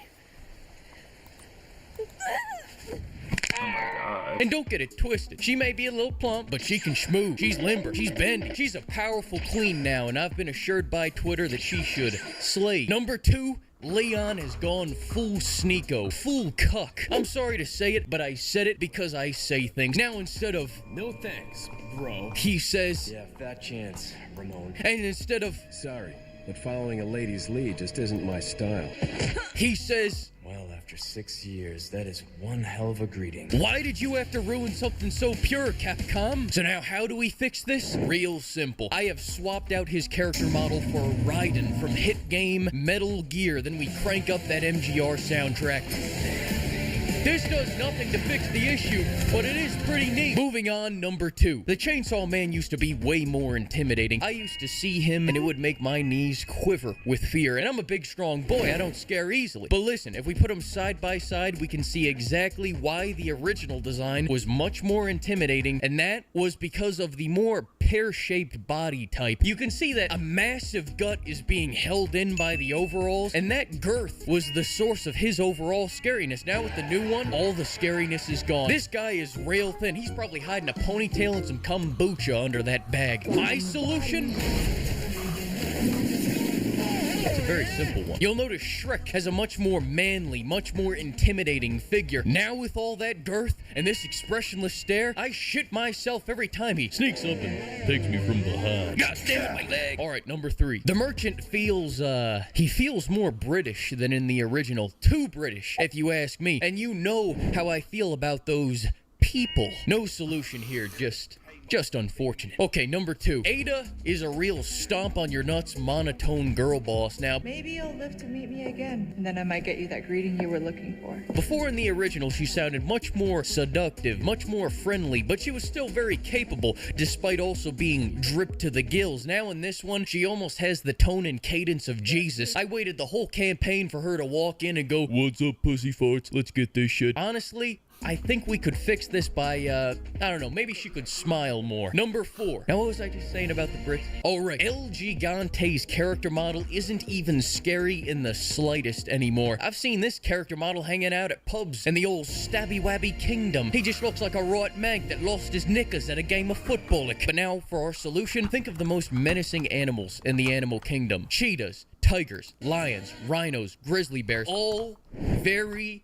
bitch-made animals in comparison to the heart attack-inducing, lethal killer man animal, tear a man to shreds in 2 seconds thug, the panda bear. Doesn't get much more lethal than the panda bear. Number 6. The ballistics are there, but the ballistics line is gone, dead, and with it, so is this game's soul. Fix? There is none, brother. There is none. Number 6. This lake monster ain't shit. But you know what's scarier than old dolphin tail over here? The Pokemon 𝗬𝗂𝗄, straight out of John Lovecraftian's picture books. Number 7. Mercenaries mode is undoubtedly fantastic because the gameplay in this remake is pretty phenomenal. I'm not gonna lie. I've been lying for my entire life up until this point, but now I'm leaving that life behind. I'm gonna tell the truth. I've thoroughly enjoyed my time playing catch with the local Spaniards before their afternoon siestas and margaritas. And I've shot so many dogs that I just got a job offer from the ATF in my inbox.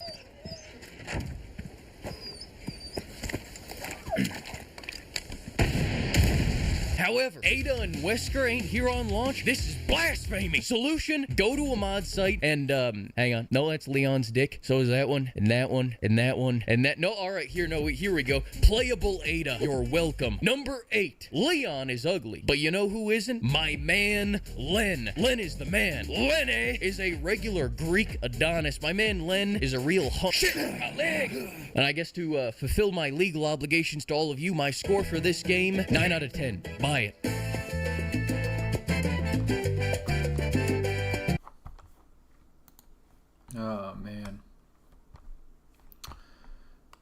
Fleek. So great. Oh my goodness. Ugh. Holy crap.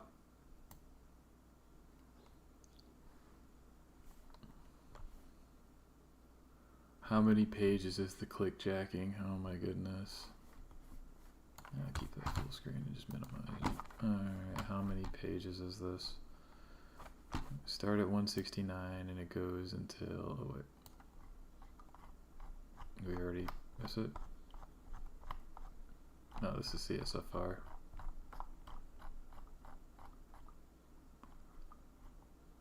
It's only 11 pages. Oh my goodness. Okay, clickjacking, we will read you. Since you're not as long of... That cross-site scripting one was so long. And so was the open redirect. That was a freaking read.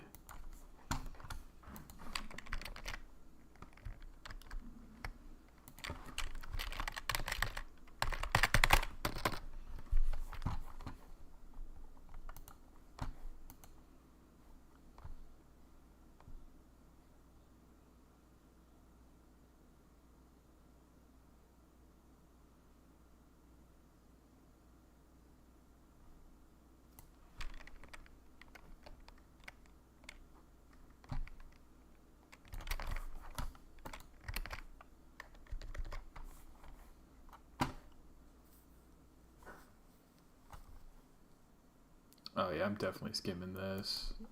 If it's not even in scope. I'm pretty sure I knew that about clickjacking already, because it's like, this is part of like phishing. But, man, it'll be fun to read on.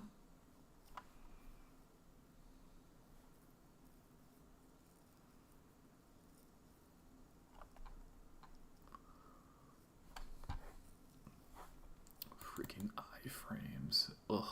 Oh my god. Oh, good old iframes. So many. So many. As a matter of fact, what do you use to replace? I'm pretty sure that's like Canvas or something, but...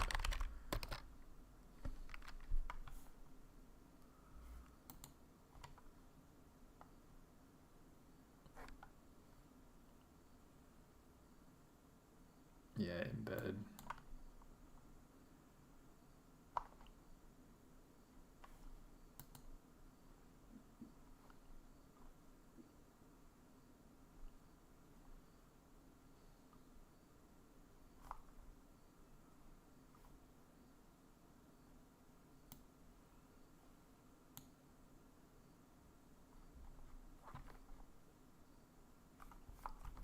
I was gonna say like objects. Yeah, an object nested with an embed. That's how I normally see these done.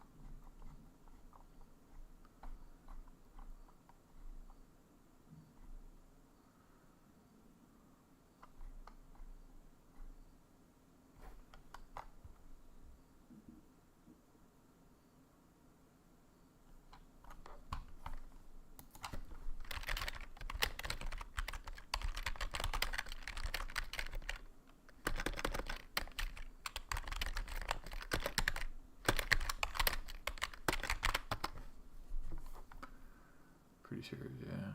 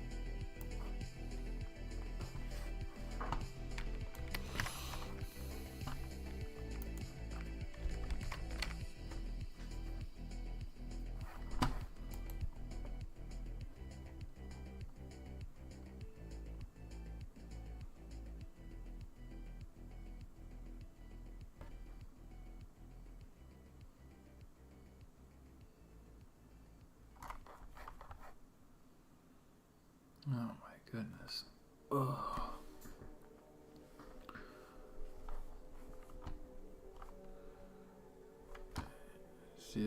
starts on 181. How long is this one?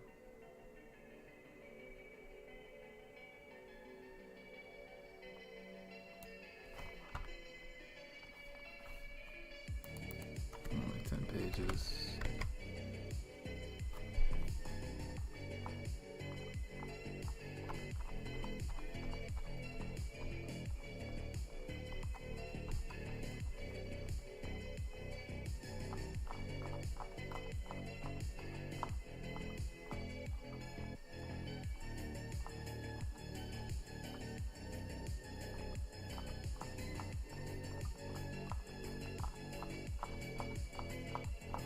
Wow, it's 20 pages. Ugh.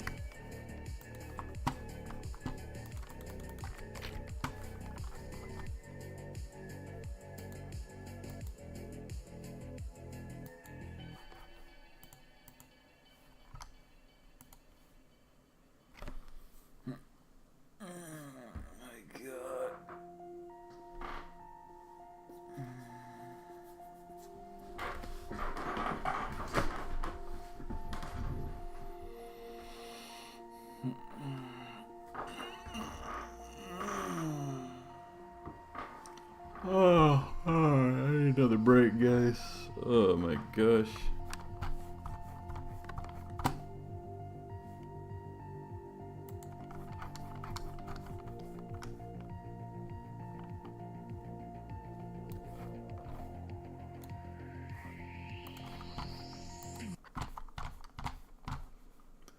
Too much lo-fi music at the moment.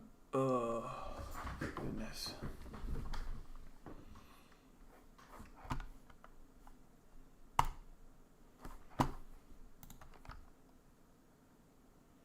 All we gotta do is take out the turtles, and Master Shredder's plan is back on track. Let's do it. Oh, what the hell is this? Oh, they're brewmating. Okay. Are you gonna make me ask? What is brewmating? It's like hibernation. Oh, big pizza. Turtles slow down their metabolism and bury themselves in the winter. It's nature. You know a lot about turtles. Know your enemy, dude. Shinsu. Fair enough. Well, with the turtles on sleep mode, nothing's gonna stop Master Shredder's devious plan. Yep, time to mind control the Statue of Liberty and have her destroy all the pizza in the world. Yeah! Our boss is f***ing weird. Oh man, those shirtless guys just blew up the bridge! Actually, no, the bridges don't blow up until they cross over them. It's so they can't escape. Yeah, I don't think those guys are looking to escape. They are flat out sprinting and flipping towards our alien bosses, which is another thing. I don't mean to like jump around because the bridge is still important, I think, but like, are we aliens? Because we look human, but we're working for the alien guys. Look, man, don't deconstruct this world too much, okay? You're gonna drive yourself nuts. Now let's just put some guns in these floating footballs and then put them in the air so that the Contra guys can get the guns and then shoot us to death with them. See? That's what I'm saying. Yeah. I'm really surprised those guys aren't wearing shirts. I mean, I know it's hot here, but it's also like war? Okay, team, let's focus on the mission. This is 𝗕𝗵𝗵. All systems go. Whoa, help me! I got this. Who watch out? That was close. Hey, Einstein, Who I'm watch on out? your side. Guys, if we could just ease up on the chatter, please. I'm trying to Do a focus. barrel roll. Help me! Get Help out me! of This is 𝗕𝗵𝗵. All systems go. Help me! Guys, Do a barrel guys, roll. Hey, Do a Einstein, barrel I'm on roll. your That's it. That's better. Let's see what's on the radio. This is 𝗕𝗵𝗵, and welcome to another episode of the Pep Talk Podcast. Today is all about barrel rolls and why you should do them all the time. Hey, Einstein, I'm on your side. It's gone again. It's obviously Shredder. The man clearly has some strange, sick obsession with this statue. Honestly, at this point, it's more annoying than anything else. What the? Come on! Man, I suck at gaming. You don't suck at gaming. Your monitor just sucks. Yeah, well, I can't get a new monitor. I'm broke. You spent You're free, little guy. Back to your own life, courtesy of Sonic M. Hedgehog.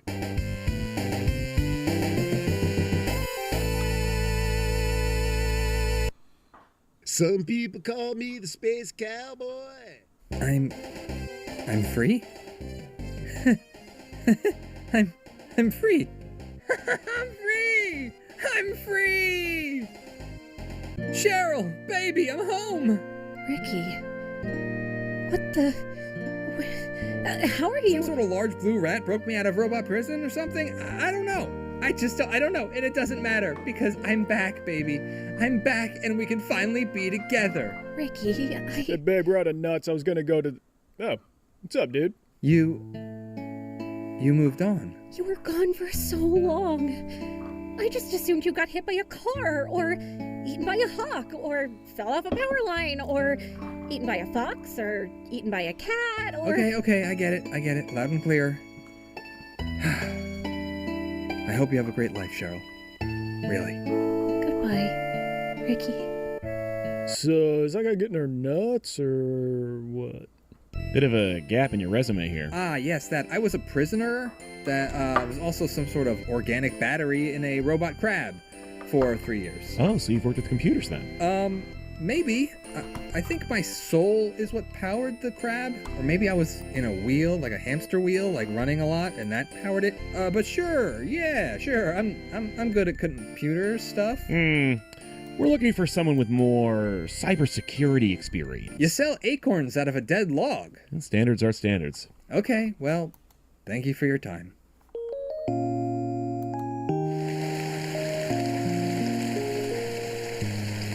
Can't nest here, pal. Public tree. Move it.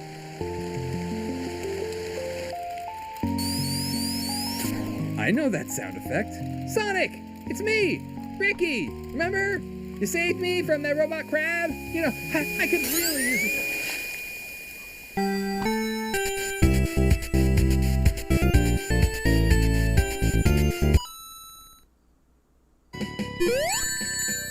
End of the line, rodent. Prepare to...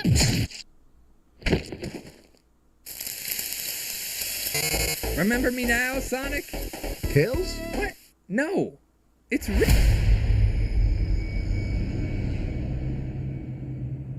All right, Sonic here. Let's see which patron's up for this week's roast. James Hare. Look, James, you gotta stop saying your name like you're an old-timey news reporter. It was funny at first, but it's getting a little tired. James Hare from the Chattanooga Tribune.